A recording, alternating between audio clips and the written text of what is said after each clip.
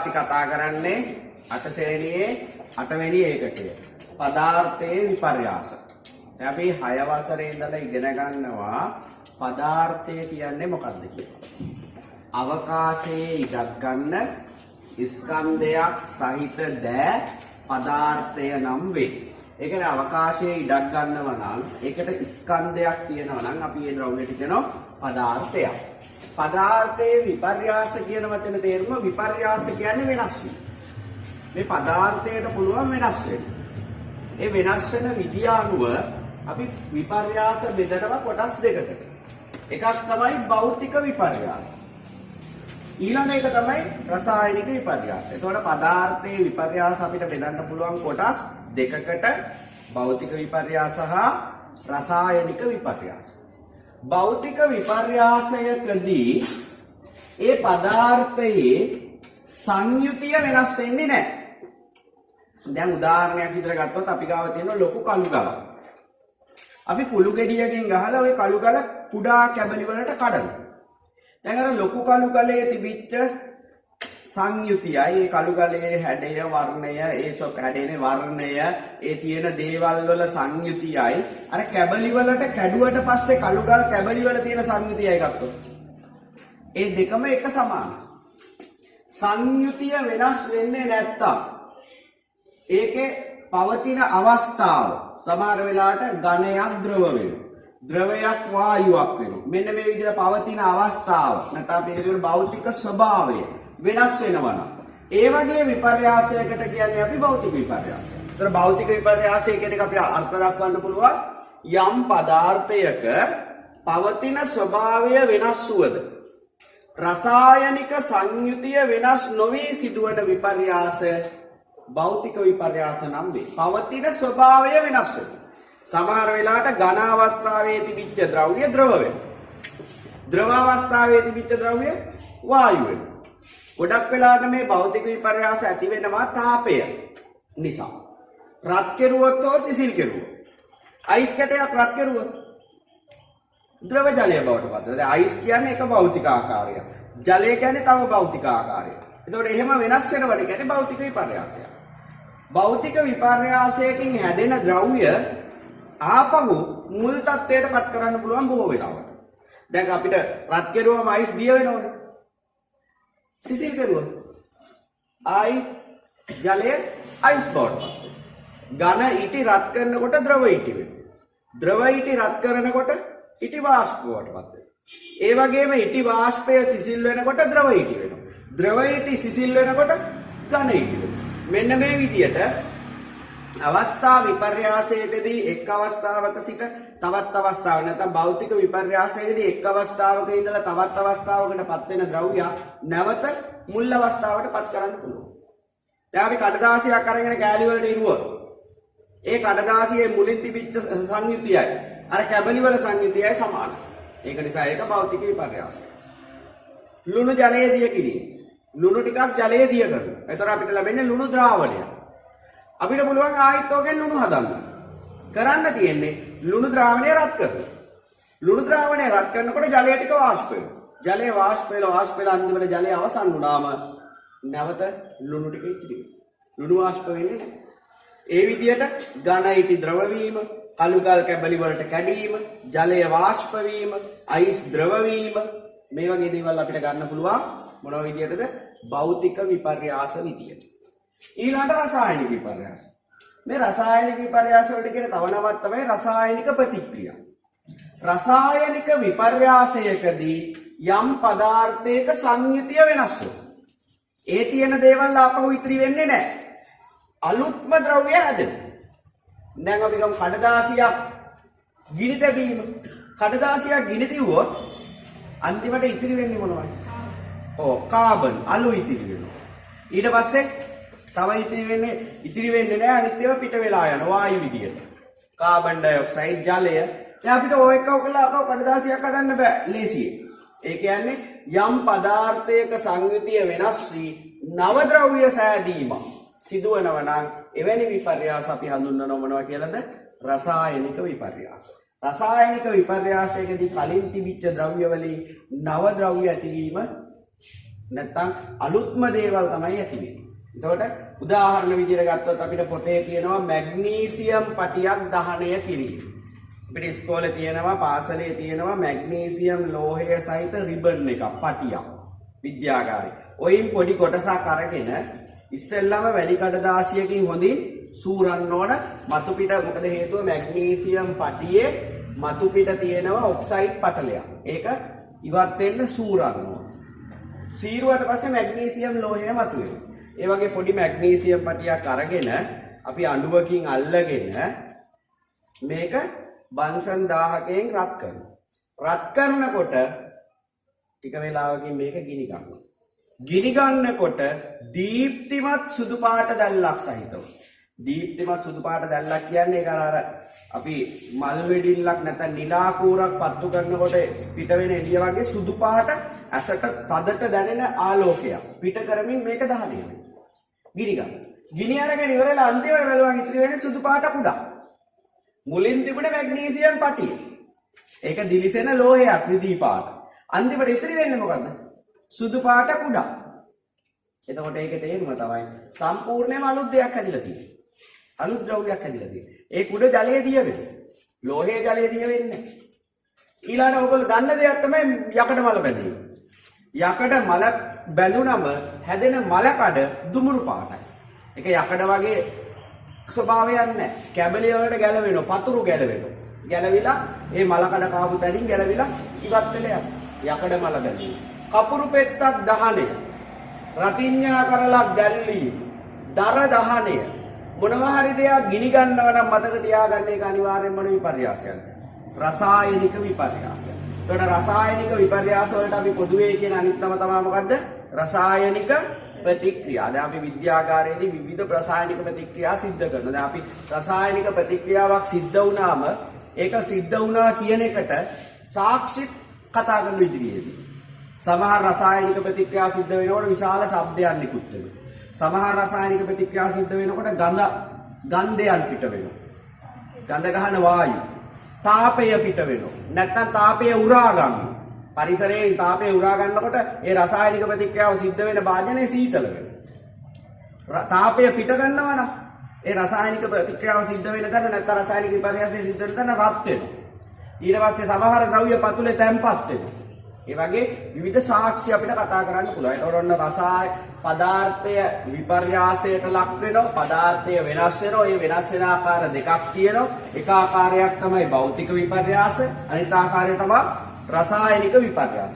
භෞතික විපර්යාසයේදී පවතින ස්වභාවය වෙනස් වෙනවා. රසායනික සංයුතිය වෙනස් වෙන්නේ නැහැ. ඒ තියෙන ද්‍රව්‍යම තමයි අන්තිමට භෞතික විපර්යාසය සිද්ධ වෙනාට පස්සේ ඉතුරු වෙලා තියෙන්නේ. රසායනික විපර්යාසයකදී සංයුතිය සම්පූර්ණයෙන් වෙනස් වෙලා අලුත් ද්‍රව්‍ය හටගන්නවා. එතකොට අපි ඒවා හඳුන්වන නම තමයි රසායනික ප්‍රතික්‍රියා. හරි. අපි ඊළඟට කතා කරන්නේ අවස්ථා විපර්යාස පිළිබඳව. මේ අවස්ථා විපර්යාස කියන්නේ භෞතික විපර්යාස වලම කොටසක්. භෞතික විපර්යාසම භෞතික විපර්යාස කියන එක දැන් දන්න ඕනේ. භෞතික විපර්යාස කියන්නේ සංයුතිය වෙනස් වුණා. රසායනික සංයුතිය වෙනස් වුණාද? නැහැ. සංයුතිය වෙනස් නොවි, රසායනික සංයුතිය වෙනස් නොවි ඇතිවන විපර්යාස වලට තමයි කියන්නේ මොනවා කියලාද? භෞතික විපර්යාස. ඒකේ එක කොටසක් තමයි අවස්ථා විපර්යාස. දැන් අපි ඉගෙනගෙන තියෙනවා 6 වසරේදී පරිසරයේ පදාර්ථයේ පවතින ප්‍රධාන භෞතික අවස්ථා 3. ඝන, ද්‍රව, වායු. පදාර්ථයේ පරිසරයේ තියෙනවා භෞතික අවස්ථා 3කින් මොනවා අවස්ථා 3? ඝන, ද්‍රව, වායු. සමහර පදාර්ථ තියෙන මේ අවස්ථා 3ෙම. පරිසරය. උදාහරණයක් විදිහට ජලය ගන්න පුළුවන්. ජලය ඝන අවස්ථාවේ තියෙනකොට අපි හඳුන්වනවා අයිස් කියලා. ද්‍රව අවස්ථාවේ තියෙනවට හඳුන්වනවා ජලය කියලා. වායු අවස්ථාවේ තියෙනවට හඳුන්වනවා ජල වාෂ්ප. එතකොට මේ අවස්ථා තුනෙන්ම තියෙනවා. ඒ වගේම අපි දන්න දැනටමත් අයිස් අපිට ජලය බවට පත් කරන්න පුළුවන්. ජලය අපිට වාෂ්ප බවට පත් කරනවා. ජල වාෂ්ප අපිට ද්‍රව බවට පත් කරනවා. ද්‍රව ජලය. ද්‍රව ජලය ආපහු ඝන අයිස් බවට පත් කරනවා. එතකොට අපිට පුළුවන් එක් භෞතික අවස්ථාවක පවතින ද්‍රව්‍යයක් තවත් භෞතික අවස්ථාවකට පත් කරනවා. එක් භෞතික අවස්ථාවක පවතින ද්‍රව්‍යයක් තවත් භෞතික අවස්ථාවකට පත් කිරීම අපි හඳුන්වන නම තමයි අවස්ථා විපර්යාස. එහෙනම් අවස්ථා විපර්යාසයක් කියන්නේ මොකක්ද ඇහුවොත්? එක් භෞතික අවස්ථාවක පවතින ද්‍රව්‍යයක් මොකද්ද?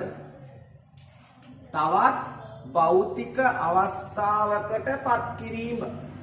එතෙන්දී ගොඩක් වෙලාවට අපි කරන්නේ තාපය ලබා දීම හෝ තාපය ඉවත් කිරීම.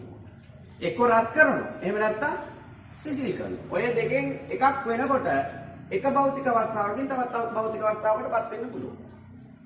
එතකොට මේ භෞතික අවස්ථා තුන අතර මේ අවස්ථාව විපර්යාස සිද්ධ වෙනකොට ඒවට අපි නම් ලබා දීලා.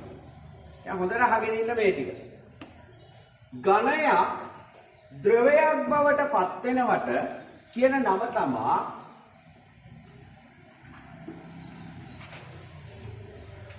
විලයනය. ඝන අවස්ථාවේ පවතින ද්‍රව්‍යයක් ද්‍රව අවස්ථාවට පත් වීම හඳුන්වන නම මොකද්ද? විලයනය. ගොඩක් වෙලාවට විලයනය සිද්ධ කරන්න අපි තාපය සපයනවා. දැන් අපි අර කැවිලි හදද්දි අවුරුද්දට කැවිලි හදද්දි සීනි උණු කරනවා. ගොඩක් ගෙවල් වල අම්මලා තාච්චියකට සීනි ටික දාලා ඒ තාච්චිය මොකද කරන්නේ? ලිපේ දෙනවා. ලිපේ තියනකොට තාපය සැපේනකොට සීනි උණු වෙනවා. සීනි උණු වෙලා ඝන සීනි පැණි බවට පත් වෙනවා. ඝන සීනි පැණි බවට පත් වෙනවා කියන්නේ ද්‍රව බවට. ද්‍රව බවට පත් වෙනවා. එතකොට ඒක ඇවිල්ලා විලයනයට උදාහරණයක්. විලයනය කියන්නේ ඝන අවස්ථාවේ පවතින ද්‍රව්‍යයක් ද්‍රව අවස්ථාවට පත් වීම. නැත්නම් අපිට හොඳම උදාහරණයක් ගන්න පුළුවන් ඝන අයිස් ද්‍රව ජලය බවට පත් වීම. ඒකට තාපය සපයන්න ඕනේ නැහැ. මොකද ඝන අයිස් විදියට තියෙන සෙල්සියස් අංශක බිඳුවේ. නිකන් අයිස් කුට්ටියක් එළිය තියලා දිව්වත් ටික වෙලාවකින් මොනව වෙනවද? තාපය පරිසරයේ තාපය උරාගෙන ද්‍රව ජලය බවට පත් වෙනවා. ඝන ඉටි ද්‍රව ඉටි බවට පත් වීම. සෙල්සියස් අංශක 50 ගණන් වලදී 55 විතර තමයි ඝන ඉටි ද්‍රව ඉටි බවට පත් වෙන්නේ. ඉටි පන්දමේ මුලින්ම වෙන්නේ ඒක. ඉටි පන්දම දැල්වද්දී එකපාරට ඉටි දැල් වෙන්නේ නැහැ. ඉස්සෙල්ලම ඉටි පන්දමේ තියෙන ඝන ඉටි. ඝන ඉටි ඉස්සෙල්ලම විලයනය වෙනවා. විලයනය වුණාම හැදෙන මොනවද? ද්‍රව ඉටි. ද්‍රව ඉටි වාෂ්ප වෙනවා. ඊට පස්සේ තමයි ඒක ගිනි ගන්න. දැන් අපිට ගෙදරදී විලයනය කරන්න බෑ ලුණු. දැන් ඕගොල්ලෝ හිතුවත් ගෙදරදී ලුණු ටිකක් දිය කරන්න. ජලය දාලා නෙවෙයි. හොඳේ ජලය දාලා දිය කරන එක නෙවෙයි මේ කියන්නේ. ඝනය ද්‍රව බවට පත් කිරීම. ජලය නොදා රත් කරනවා. එතකොට අපි ලුණු ටිකක් අරගෙන මොනවා හරි වාදනයකට අර තාච්චියකට දාලා සීනි වගේ ලිපේ තියුවොත් මොකද්ද වෙන්නේ? පුපුරනවා. ඒ ලුණු කැට පුපුරනවා. දිය වෙන්නේ නැහැ. මොකද හේතුව ලුණු දිය කරන්න සෙල්සියස් අංශක 843කට රත් කරන්න. සෙල්සියස් අංශක 843කට. අපි මේ ඝනය ද්‍රව වෙන උෂ්ණත්වය නැත්නම් විලයනය සිද්ධ වෙන උෂ්ණත්වයට කියන නම. ඒකට කියන්නේ ද්‍රවාංකය කියනවා. මොකක්ද කියලාද කියන්නේ? ද්‍රවාංකය. ඝන අවස්ථාවේ පවතින ද්‍රව්‍ය ද්‍රව අවස්ථාවට පත් වෙනවට කියන්නේ විලයනය. ඒ පත් වෙන උෂ්ණත්වයට කියන්නේ ද්‍රවාංකය. ලිපේ එච්චර උෂ්ණත්වයක් නැහැ ලුණු වල තරම්. ලුණු වල ද්‍රවාංකය සෙල්සියස් අංශක 843යි. අපේ ගෙවල් වල තියෙන ලිප් වල සාමාන්‍ය උෂ්ණත්වය සෙල්සියස් අංශක 600ක් විතර. එතකොට සෙල්සියස් අංශක 800ට රත් වෙන්නේ නැති නිසා ගෙදර ලිපේ අපිට ලුණු දිය කරන්න බෑ. එතකොට තමයි එකක් කියලා දුන්නා. ඝනය ද්‍රව වෙනවට කියන නම තමයි මොකද්ද? විලය. එහෙනම් ඒක අනිත් පැත්ත. ද්‍රවයක් ඝන අවස්ථාවට පත් වෙනවට කියන නම. ඒකට කියන නම තමයි මොකක්ද කියන්නේ? හිමායනය. ද්‍රව අවස්ථාවේ පවතින ද්‍රව්‍ය ඝන අවස්ථාවට පත් වීමට කියන නම තමයි හිමායනය. දැන් උදාහරණයක් අපිට ජලය ටිකක් ශීතකරණයට දැම්මම හදා ගන්න පුළුවන් අයිස්. සෙල්සියස් අංශක කීයේද ජලය මිදෙන්නේ? බිඳුවේ. සාමාන්‍ය වායුගෝලීය පීඩනයේදී සෙල්සියස් අංශක බිඳුවේදී තමයි ජලය මිදෙන්නේ. වායුගෝලීය පීඩන ඒකක එකකදී. අපි ඒවයි සලකන්නේ. මොකද හේතුව මේවා වෙනස් වෙනවා පීඩනය වෙනස් වෙනකොට. පීඩනය වැඩි වුණොත් මේ අගයන් වැඩි වෙනවා. පීඩනය අඩු වුණොත් මේ විලයනයේ හිමායනයේ සිද්ධ වෙන උෂ්ණත්වයන් අඩු වෙනවා. වැඩි වුණොත් වැඩි වෙනවා අඩු වුණොත් අඩු වෙනවා. ඒක නිසා ඒවත් හොඳට මතක තියාගන්න. හිමායනය කියන්නේ එතකොට ද්‍රව අවස්ථාවේ පවතින ද්‍රව්‍යයක් ඝන අවස්ථාවටපත් වීම. හිමායනය. ඒ උෂ්ණත්වයට කියන නම තමයි හිමාංකය. දැන් විලයනය සිද්ධ වෙන උෂ්ණත්වයට කියන්නේ ද්‍රවාංකය කියලා. හිමායනය සිද්ධ වෙන උෂ්ණත්වයට කියන්නේ හිමාංකය. මේ දෙක එක සමානයි. ඒකෙම මේ එහෙම තේරුම් ගන්න අහගන්න. අයිස් ජලය බවට පත් වෙන සෙල්සියස් අංශක බිඳුවේ. ජලය අයිස් බවට පත් වෙන්නේ ඒත් සෙල්සියස් අංශක බිඳුවේ. ඔය දෙකේ උෂ්ණත්ව සමානයි. අයිස් දිය වෙන්නේ බිඳුවේදී ජලය අයිස් වෙන්නේ බිඳුවේදී. ඒ කියන්නේ විලයනය සිද්ධ වෙන උෂ්ණත්වය ද්‍රවාංකය, හිමායනය සිද්ධ වෙන උෂ්ණත්වය හිමාංකය, ද්‍රවාංකය හිමාංකය එක සමානයි. ඒ දෙක වෙනස් වෙන්නේ නැහැ. ඊළඟ එක තමයි ද්‍රවයක් වායුවක් බවට පත් වීම. ද්‍රවයක් වායුවක් බවට පත් වෙනවට කියන නම තමයි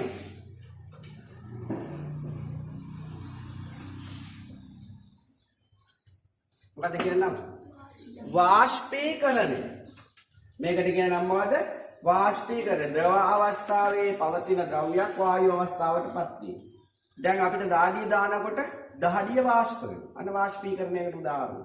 රෙදි වැලක රෙදි තියෙනකොට සූර්ය තාපය වැටෙනකොට රෙදි වේලෙනවා. වාෂ්පීකරණය. ද්‍රව අවස්ථාවේ පවතින ද්‍රව්‍යයක් වායු අවස්ථාවට පත් වෙනවා. ඒක සිද්ධ වෙන උෂ්ණත්වයට කියන නම තමයි. ඒ කියන්නේ වාෂ්පීකරණයේදී නැටීම සිදු වෙනවා. නැටීම සිදු වෙමින් වාෂ්පීකරණය වෙන උෂ්ණත්වයට කියන්නේ තාපාංකය කියලා. දැන් මෙතන මම කියලා දුන්නා ඝනයක් ද්‍රව වෙනවට කිව්වේ විලයනය. ඝනයක් ද්‍රව වෙන උෂ්ණත්වයට කියන්නේ ද්‍රවාංකය. ද්‍රවයක් ඝන වෙනවට කිව්වේ හිමායනය. හිමායනය සිද්ධ වෙන උෂ්ණත්වයට කිව්වේ හිමාංකය. ද්‍රවයක් වායුවක් වෙනවට කිව්වේ වාෂ්පීකරණය. නටමින් වාෂ්පීකරණය සිද්ධ වෙන උෂ්ණත්වයට කියන්නේ තාපාංකය. මොකද නටන්නේ නැතුවත් වාෂ්ප වෙනවා. දැන් ඇඟේ දාඩිය නටන්නේ නැහනේ. නටන්න නැතුව තමයි වාෂ්ප වෙන්නේ. හැබැයි වතුර කේතලේ වතුර මොකක් වෙලා? නටල වාෂ්ප වෙන්නේ. නටල වාෂ්ප වෙනවා නම් කියන්නේ තාපාංකය. ජලයේ තාපාංකය කීයේ? වතුර නටන්නේ කීයේද? සෙල්සියස් අංශක 100. නටමින් වාෂ්ප වෙනවට කියන්නේ තාපාංකය. ඊට අඩු උෂ්ණත්වයේදී වාෂ්ප වෙනවට තාපාංකය කියන්නේ. ඊට පස්සේ ඒක අනිත් පැත්ත. වායුව ද්‍රව බවට පත් වෙනවා. දැන් මෙතන ගොඩක් වෙලාට තාපය සපයන්න ඕන. මෙතන වායුව ද්‍රව බවට පත් වෙනවා. ඒකට කියන නම තමයි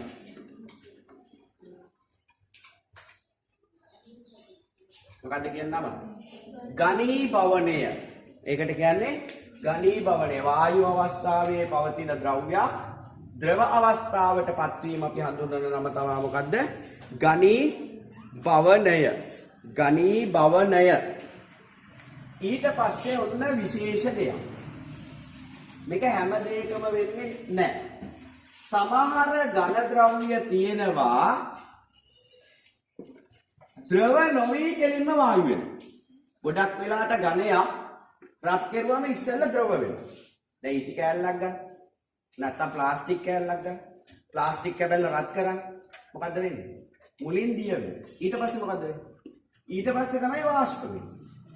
නමුත් සමහර ඝන ද්‍රව්‍ය තියෙන ද්‍රව නොවි කෙලින්ම වාෂ්ප වෙනවා. තාපය සපයන විට ද්‍රව අවස්ථාවට පත් නොවි වායු අවස්ථාවට පත් වෙනවා. මේකට කියන නම තමයි ඌර්ධව පාතනය. මොකක් කියලාද කියන්නේ? ඌර්ධව පාතනය. ඝන අවස්ථාවේ පවතින ද්‍රව්‍ය ද්‍රව අවස්ථාවට පත් නොවි වායු අවස්ථාවට පත් වෙනවා. ඒකට කියන නම මොකද්ද? ඌර්ධව පාතනය. හැම ද්‍රව්‍යයක්ම ඌර්ධව පාතනය වෙන්නේ නැහැ. විද්‍යාගාරයේ ඌර්ධව පාතනය සිද්ධ වෙන ද්‍රව්‍යයක් තියෙනවා. ඒකට උදාහරණ විදිහට අපිට ගන්න පුළුවන් අයඩින් කැට. එහෙම නැත්නම් ගෙදරදී අපිට ගන්න පුළුවන් උදාහරණයක් විදිහට මොනවාද? කපුරු බෝල. එහෙම නැත්නම් ඒවට කියන්නේ නැප්තලින්.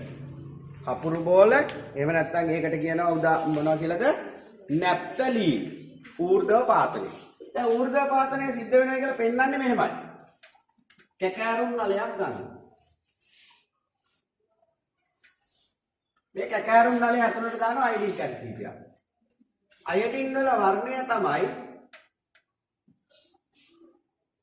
කහ දුඹුරු පැහැය. අයඩින් වල වර්ණය කහ දුඹුරු පැහැය. අපි මේ අයඩින් දාපු කැකෑලුම් නාලය උඩින් ගන්න කුළුම් වලින් ඇබයක්. ඒ කියන්නේ කුළුම් කැබැල්ල මෙහෙම කඳවනවා. මේ තියෙන්නේ කුළුම් ඇබයක්. ඊට පස්සේ මේක අපි මෙහෙම පරීක්ෂණ නල අල්ලුවකින් අල්ලාගෙන තාපය ලබා දීලා රත් කරනවා. මේ විදිහට රත් කරනවා. ඔහොම රත් කරද්දි ටික වෙලාවක් යනකොට මේ අයඩින් දිය වෙන්නේ නැහැ රත් කරා. රත් කරාට අයඩින් ද්‍රව බවටපත් වෙන්නේ නැහැ. නමුත් ටික වේලාවකට පසුව රත් කිරීම නතර කළා අපි බැලුවොත් අපිට දැක ගන්න පුළුවන් මෙන්න මේ කුළුම් කැබැල්ල ඇතුලේ අයඩින් වාෂ්පය වැඩිලා දුඹුරු පාට වෙලා තියෙනවා. ඒකේ තේරුම මෙතන රත් කරනකොට ද්‍රව වුණේ නැහැ. මොකක් වුණාද? වායුවක් බවට පත් වෙලා වාෂ්ප වුණා. අපිට මෙතන පුළුම් කෑල්ල අයින් කරලා වීදුරු තහඩුවක් තියන්න පුළුවන්. මේ නලයේ කට කෙලවට. වීදුරු තහඩුවේ මෙහෙම පල්ලෙහාට අයඩින් විදෙනවා. කැට ස්පටික විදියට.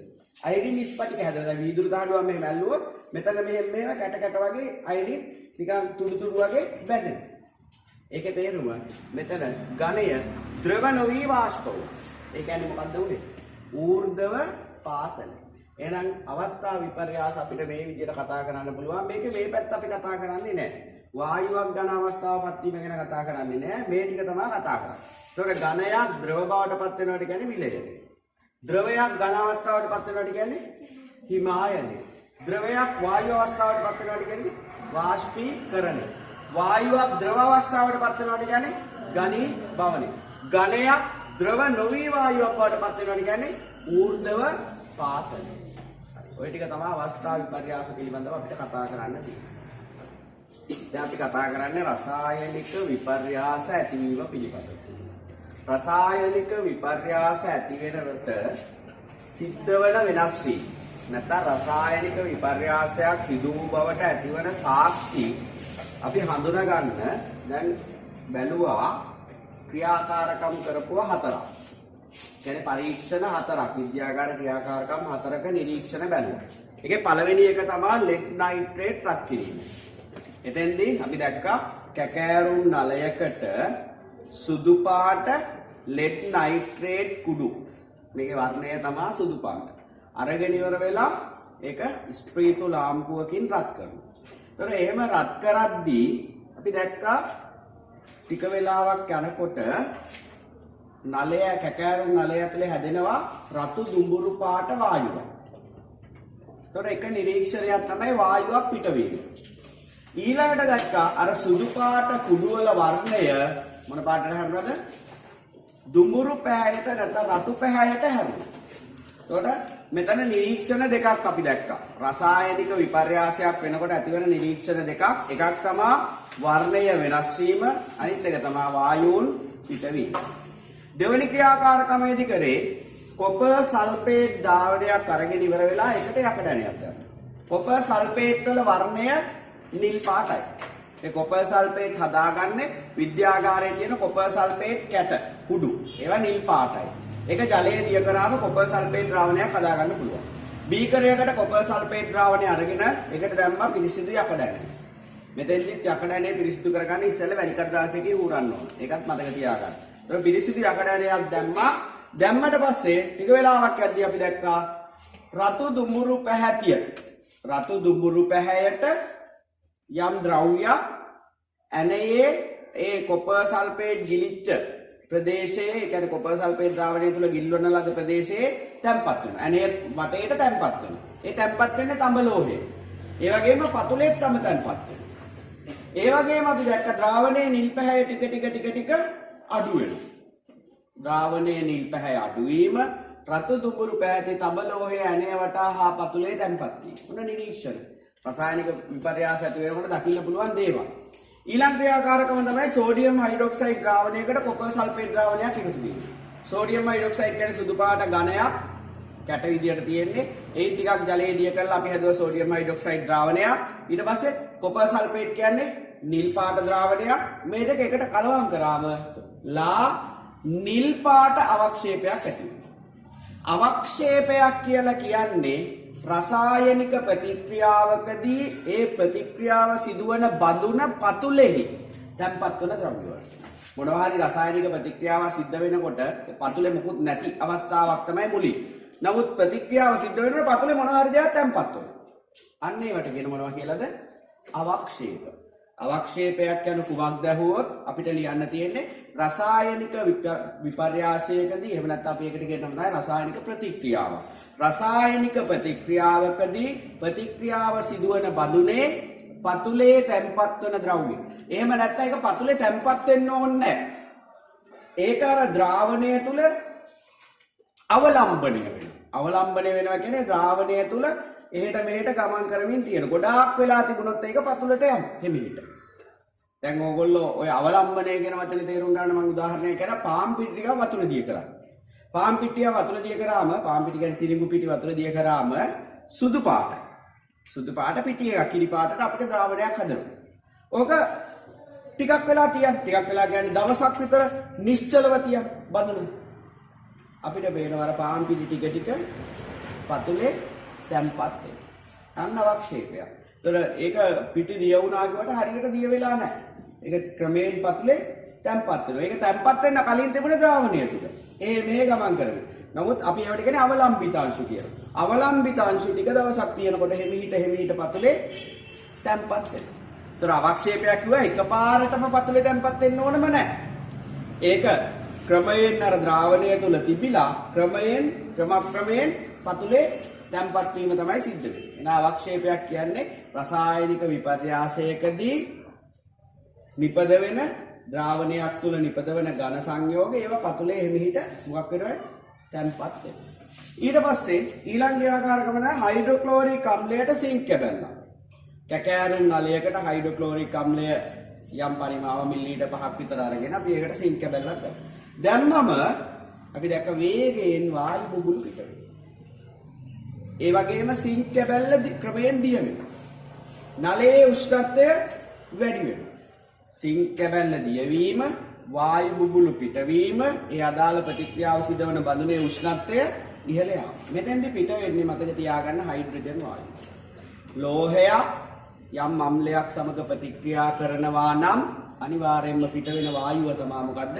හයිඩ්‍රජන්. දැන් එතකොට මේ අපි ඉගෙන ගත්තේ රසායනික විපර්යාසයක් එහෙම නැත්නම් රසායනික ප්‍රතික්‍රියාවක් සිදුවීමේදී දැකගත හැකි සාක්ෂි. තව තියෙනවා. දැන් මෙතන අපි ඉගෙන ගත්තා වර්ණය වෙනස් වීම. වායුන් පිටවීම. උෂ්ණත්වය වෙනස් වීම. දැන් අපි මෙතන ඉගෙන ගත්තා රත් වෙන එක. ඒ වගේම සමහර රසායනික විපර්යාස සිද්ධ වෙනකොට බඳුන සිසිල් වෙනවා. දැන් උදාහරණයක් විදිහට අපිට ගත්තොත් ග්ලූකෝස් ජලයේ දිය කිරීම. අපි ග්ලූකෝස් ටිකක් කැමට ගන්නකොට අපේ කටේ උෂ්ණත්වය අඩු වෙනවා. එහෙම නැත්නම් යූරියා පොහොර ජලයේ දිය කිරීම. නැත්නම් බේකින් සෝඩා හා විනාකින්. නැත්නම් සිට්‍රික් අම්ලය. බේකින් පවුඩරුයි සිට්‍රික් අම්ලයයි දෙහි යුසයි බේකින් පවුඩරුයි එකට එකතු කරාම බඳුන සීතල වෙනවා. බඳුනේ උෂ්ණත්වය අඩු වෙනවා. එතකොට සමහර රසායනික ප්‍රතික්‍රියා සිද්ධ වෙනකොට බඳුනේ උෂ්ණත්වය වැඩි වෙනවා. බඳුනේ උෂ්ණත්වය වැඩි වෙන පරිසරයට තාපය පිට වෙන නිසා. එළියට රස්නේ පිට වෙනවා. සමහර රසායනික ප්‍රතික්‍රියා සිද්ධ වෙනකොට බඳුන සිසිල් වෙනවා. ඒ කියන්නේ පරිසරයේ තියෙන රස්නේ උරා ගන්නවා. එතකොට බඳුන සිසිල් වෙනවා. හොඳම උදාහරණයක් ග්ලූකෝස් ජලයේ දී කිරීම. ග්ලූකෝස් ජලයේ දිය කරනකොට බඳුන මොකක් වෙනවද? සීතල වෙනවා. අපි ග්ලූකෝස් කනකොට කට සීතල වෙන්න හේතුව ඒක. ප්‍රතිශෝධන කුඩු ටිකක් ජලයේ දිය වෙනකොට. දැන් අපි මේ දෙකම අත්දැකීම්නේ. අපි ප්‍රතිශෝධන කුඩු වතුර වතුර දිය කරන්න කලින් අතට අරගෙන මෙහෙම දාලා අත හොඳට කලකනවා. එතකොට අපිට අතට දැනෙනවා මොකද? රස්නය. ප්‍රතිශෝධන කුඩු අතේ තිබිලා වතුර ගෑවෙනකොට අපිට අතට දැනෙනවා රස්නය. ඒ කියන්නේ ප්‍රතිශෝධන කුඩු ජලයේ දිය වෙනකොට පරිසරයට තාපය පිට වෙනවා. බඳුනේ උෂ්ණත්වය වැඩි වෙනවා.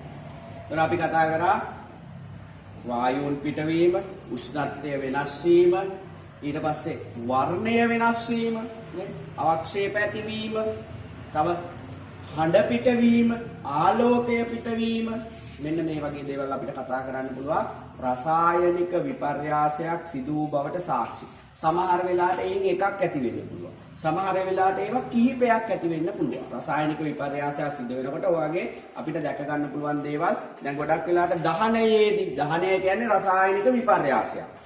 රසායනික විපර්යාසය කියන්නේ සම්පූර්ණයෙන්ම අලුත් දේවල් හැදෙන්න තියෙන දේවල් වලින් නව දේවල්. ඒතකොට දහනයකදී අනිවාර්යයෙන්ම අපි දන්නවා තාපය හා ආලෝකය. උෂ්ණත්වය වෙනස් වෙනවා.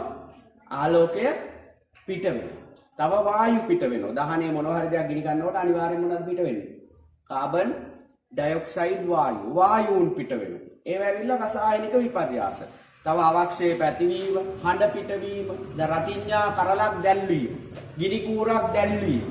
එතෙන්දී හඬ පිට වෙනවා. තව හොඳ උදාහරණයක් තියෙනවා අපිට ජල බඳුනකට කුඩා සෝඩියම් ලෝහය කොටසක් දැමීම. අපි ගම්මිටි සැටයක් තරමේ සෝඩියම් ලෝහය අරගෙන ඉවරලා සෝඩියම් ලෝහය පරිසරයේ තියන්න බෑ. මතක තියාගන්න. සෝඩියම් ලෝහය අධික ප්‍රතික්‍රියාශීලී. ඒක නිසා මහා ගොඩක් ගන්නෙත් නැහැ. සෝඩියම් ලෝහය ගබඩා කරලා තියෙන ඉස්කෝලේදී අපිට බලා ගන්න පුළුවන් පැරපින් ඉටි ඇතුලේ. ඒ කියන්නේ ඉටි පන්දම් වල තියෙන ඉටි තියෙන්නේ.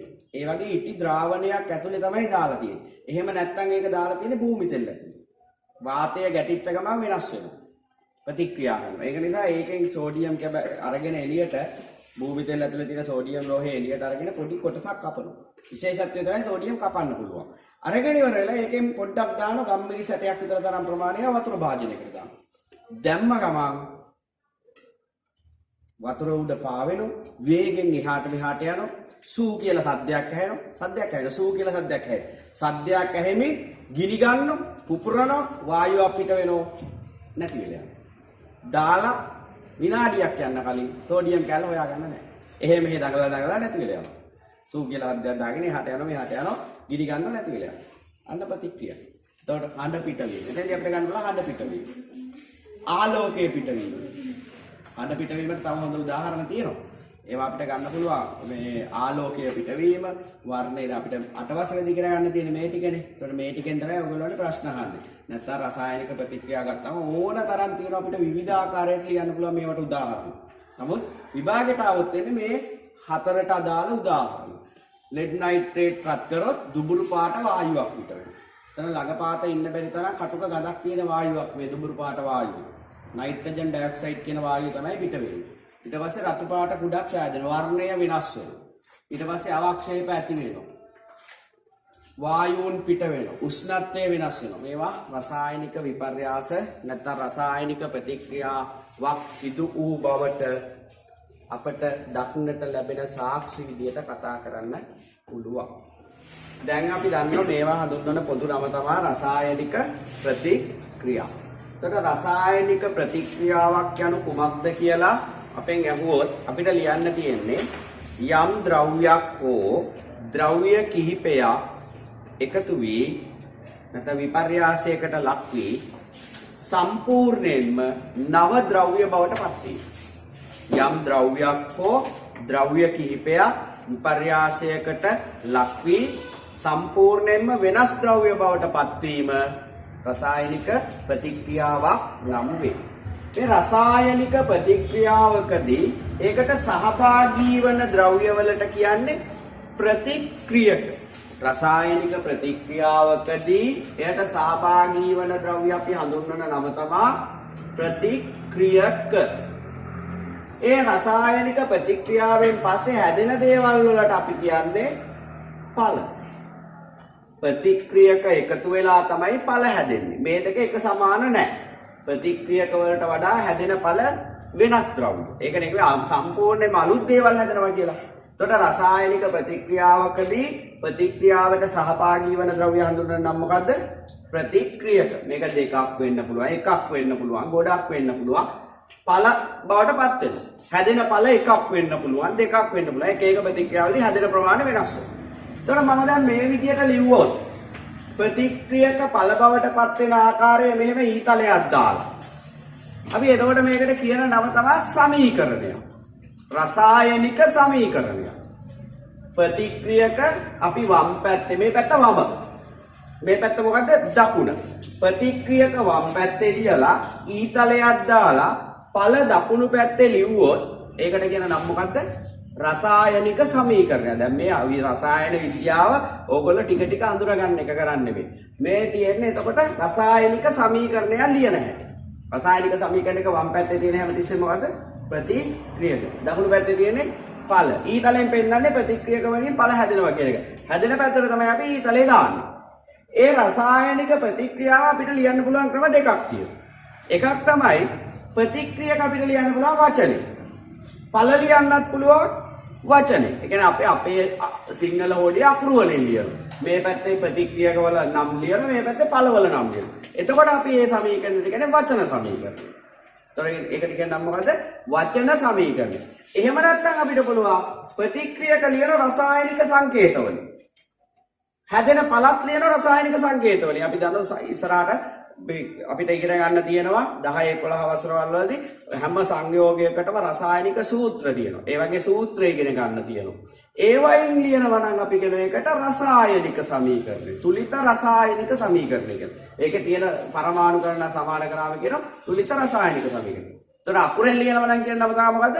වචන සමීකරණය. සංකේත දාලා ලියනකොට අපි කියනවා තුලිත රසායනික සමීකරණය. තුලිත කරනවා කියන්නේ තව දෙයක්. තුලිත කරනවා කියන්නේ මේ පැත්තේ තියෙන පරමාණු ගණනයි මේ පැත්තේ තියෙන පරමාණු ගණනයි සමාන කරනවා. අනිවාර්යෙන් එහෙම වෙන්න ඕනේ. මොකද මේ පැත්තේ ප්‍රතික්‍රියකවල තියෙන පරමාණු ගණනට වඩා වැඩි ගාණක් මේ පැත්තේ තියෙන්නත් බෑ, අඩු ගාණක් තියෙන්නත් බෑ. මොකද වෙනස් වෙන්නේ නැහැ පරමාණු ගණන. ඒ නිසා තියෙන ගණන සමාන කරනවා. අපිට එච්චර දුර ඕනේ මම දැන් මේ ඉස්සරහට ඔයගොල්ලන්ට ලේසි වෙන්න තමයි මේවා කියලා දෙන්නේ. ඒතකොට අපිට විද්‍යාව ලේසි. විද්‍යාව කියන්නේ මෙහෙම මෙච්චර ඉගෙන ගන්න මේ 8 වසරට මෙච්චරයි 9 වසරේ එහෙම එකක් නැහැ. 8 දී ඉගෙන ගන්න ටික 9 වසරට ඕන වෙනවා. 9 වසරේදී ඉගෙන ගන්න ටික 10 වසරට ඕන වෙනවා. එතකොට අපි හැම දෙයක්ම ඉගෙනගෙන යන තරමට අපිට 11 වසරේ සාමාන්‍ය පෙළ විභාගයේදී ලේසි. 11 වසරේ හරියට අඩිතාලම වැටුණොත් තමයි උසස් පෙළ අපිට විද්‍යා ගණිත පැත්තෙන් හොඳ තැනකට හොඳ ප්‍රතිඵලයකට යන්න පුළුවන්. ඒතර මේවා හරියටම හදාගෙන යනකොට මතක තියාගෙන යනකොට මේව එකක්වත් අමතක කරන්න එපා. ඒව ඉස්සරහට ඕන වෙනවා. ඉගෙන ගන්න හැම දෙයක්ම අපිට අනාගතයට ඕන වෙනවා. එතකොට මේ ප්‍රතික්‍රියක ඵල බවට පත් වෙනකොට මම උදාහරණයක් කියන්නම්. අපි ගන්න මැග්නීසියම් පටියක්. පාසලේ තියෙනවා මේ වගේ මැග්නීසියම් ලෝහයෙන් හදපු මැග්නීසියම් පටිය රිබන් එකක්. මේකෙන් පොඩි කොටසක් කපා ගන්න. කඩාගෙන ඉවරලා මේක හොඳට හූරනවා. හූරලා ඉවර වෙලා අපි අණුවකින් අල්ලගෙන මේක දහනය කරනවා. මෙතන දැන් මේ තියෙන මැග්නීසියම් ලෝහය. දහනය කරනවා කියන්නේ මේක ගිනි තියනවා. ගිනි තියනවා කියන්නේ හැමතිස්සෙම මතක තියාගන්න යම් දෙයක් ගිනි ගන්නවා කියන්නේ ද්‍රව්‍ය ඔක්සිජන් සමග තමයි ප්‍රතික්‍රියා කරන්නේ. එතකොට දැන් මෙහෙම ගිනි තියුවට පස්සේ මේක අපි ටිකක් වෙලා බංසන් දාගන්න අල්ලගෙන එකපාරට දීප්තිමත් සුදු පාට දැල්ලක්. අර නිලාකූරු පත්තු වෙනකොට පිට වෙන ආලෝකය වගේ දීප්තිමත් සුදු පාට දැල්ලක් සහිතව මේ මැග්නීසියම් ලෝහය ගිනි ගන්නවා. ගිනි අරගෙන ඉවර වෙලා ටිකක් වෙලා ගියාට පස්සේ මෙතන ඉතුරු වෙනවා සුදු පාට කුඩා. ගිනි ගත්ත දැන් ඉතුරු වෙන්නේ සුදු පාට කුඩා. එතකොට වෙන දේ තමයි අලුත් දෙයක් හැදිනවා. රසායනික ප්‍රතික්‍රියාව. දාහනය කියන්නේ රසායනික ප්‍රතික්‍රියාව. එතකොට අපිට ඒක ලියන්න පුළුවන් මෙන්න මේ විදිහට. දැන් සමීකරණයක ලියන්න කිව්වොත් ඔය රසායනික ප්‍රතික්‍රියාව මම කිව්වා වම් පැත්තේ ලියන්නේ අනිවාර්ය ප්‍රතික්‍රියක. ප්‍රතික්‍රියක දෙක තමයි මොනවද? මැග්නීසියම් ලෝහය ධන ඔක්සිජන්. දැන් එතකොට මෙතන දෙකක් තියෙනකොට අපි ධන ලකුණු දාමු. තුනක් තියෙනවනම් තව ධන ලකුණක් දාලා තමයි ඒක ලියන්නේ. ඊතලයක් හැදෙනවා සුදු පාට කුඩා. ඒ කුඩේ නම තමයි මැග්නීසියම්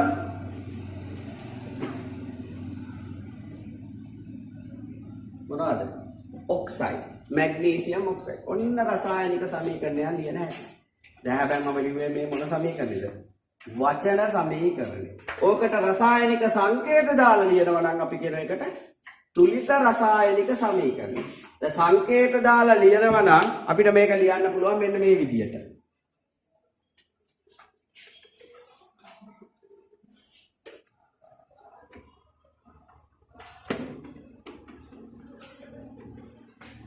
මැග්නීසියම් වලට භාවිතා කරන සංකේතය තමයි Mg ධන. ඔක්සිජන් කියන්නේ පරිසරයේ ඔක්සිජන් තියෙන O2 වායුව විදියට. ඊතලයක් හැදෙනවා magnesium oxide MgO. Magnesium oxide සූත්‍රයේ සංකේතය තමයි රසායනික සූත්‍රය තමයි MgO මැග්නීසියම් ඔක්සයිඩ්. දැන් මෙහෙම ලිව්වට මේක 100% නිවැරදි නැහැ. මොකද හේතුව මම කිව්වා තුලිත කරන්න ඕන කියලා. තුලිත රසායනික සමීකරණ වල අපි ලියන්නේ හැමතිස්සෙම. තුලිත කරනවා කියන්නේ මේ පැත්තේ තියෙන පරමාණු ගණනයි මේ පැත්තේ තියෙන පරමාණු ගණනයි සමාන කරනවට. දැන් මෙතන මැග්නීසියම් එකයි තියෙන්නේ. මෙතනත් එකයි. මෙන්න මෙතන අවුල තියෙන්නේ. මෙතන ඔක්සිජන් කීයක් ඉන්නවද? දෙකක් ඉන්නවා. හැබැයි මෙතන තියෙන ඔක්සිජන් එකයි. අපිට පුළුවන් මෙන්න මේ ස්ථාන වලට අගයන් දාන්න. මම මෙතෙන්ට දෙකේ ඉලක්කම දානවා. එතකොට මොකද්ද වෙන්නේ? මේ පැත්තේ ඔක්සිජන් දෙකක් තියෙනවා. මේ පැත්තේ ඔක්සිජන් දෙකක් තියෙනවා. මෙතන එතකොට හැබැයි මැග්නීසියම් දෙකක් වෙනවා. ඒක නිසා අපි මෙතෙන්ට දෙකේ ඉලක්කම. මෙන්න මේ විදිහට ලියනවට අපි කියනවා තුලිත රසායනික සමීකරණ.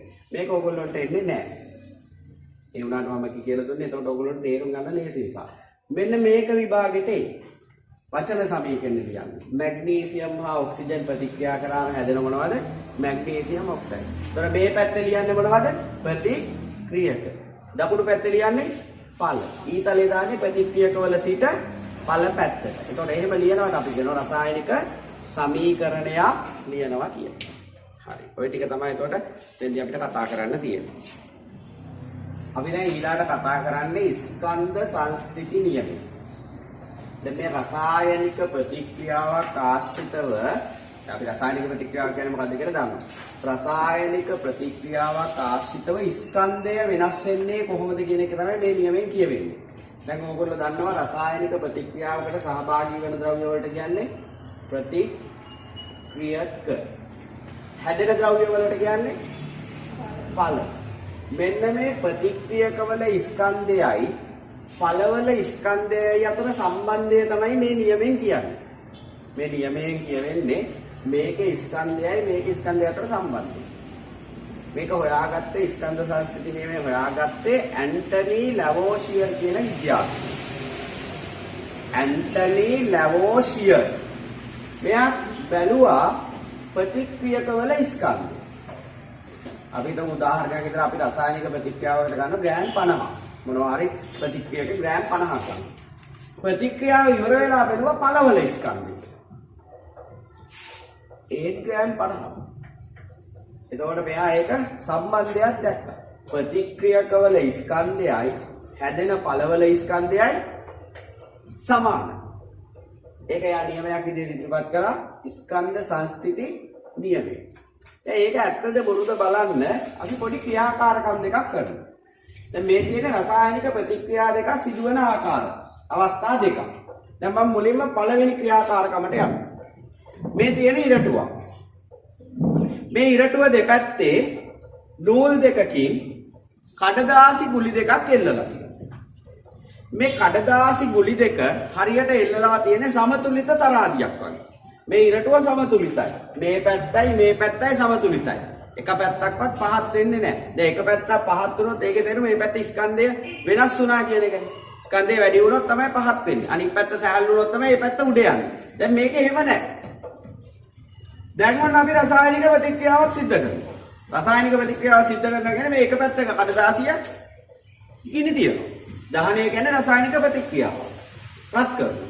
රත් කරාම මේ කඩදාසි ගුලිය ගිනි ගන්නවා. ගිනි ගත්ත ගමන් මොකද්ද වෙන්නේ? ඒ පැත්තේ ස්කන්ධය අඩු වෙලා උඩට යනවා. මේ පැත්තේ ස්කන්ධය වෙනස් වෙන්නේ නැහැ. ඒ පැත්ත පල්ලෙහාට යනවා. දැන් අපිට පොඩි ගැටලුවක් එනවා. මේක බොරු නේද කියලා. රසායනික ප්‍රතික්‍රියාව සිද්ධ වුණා මෙතන ස්කන්ධ වෙනස් වුණා. හරිනම් ස්කන්ධ සංස්කෘති නියමය අනුව නම් වෙන්න ඕනේ මොකද්ද? ස්කන්ධය වෙනස් වෙන්න බෑනේ. මෙතන ඒක අනිත් පැත්ත වෙනවා. දෙවෙනි ක්‍රියාකාරකම. එතෙන්දි ගන්න යකඩ ගෙඩි. යකඩ ගෙඩි වලින් හදපු ගුලි දෙකක් ගන්න.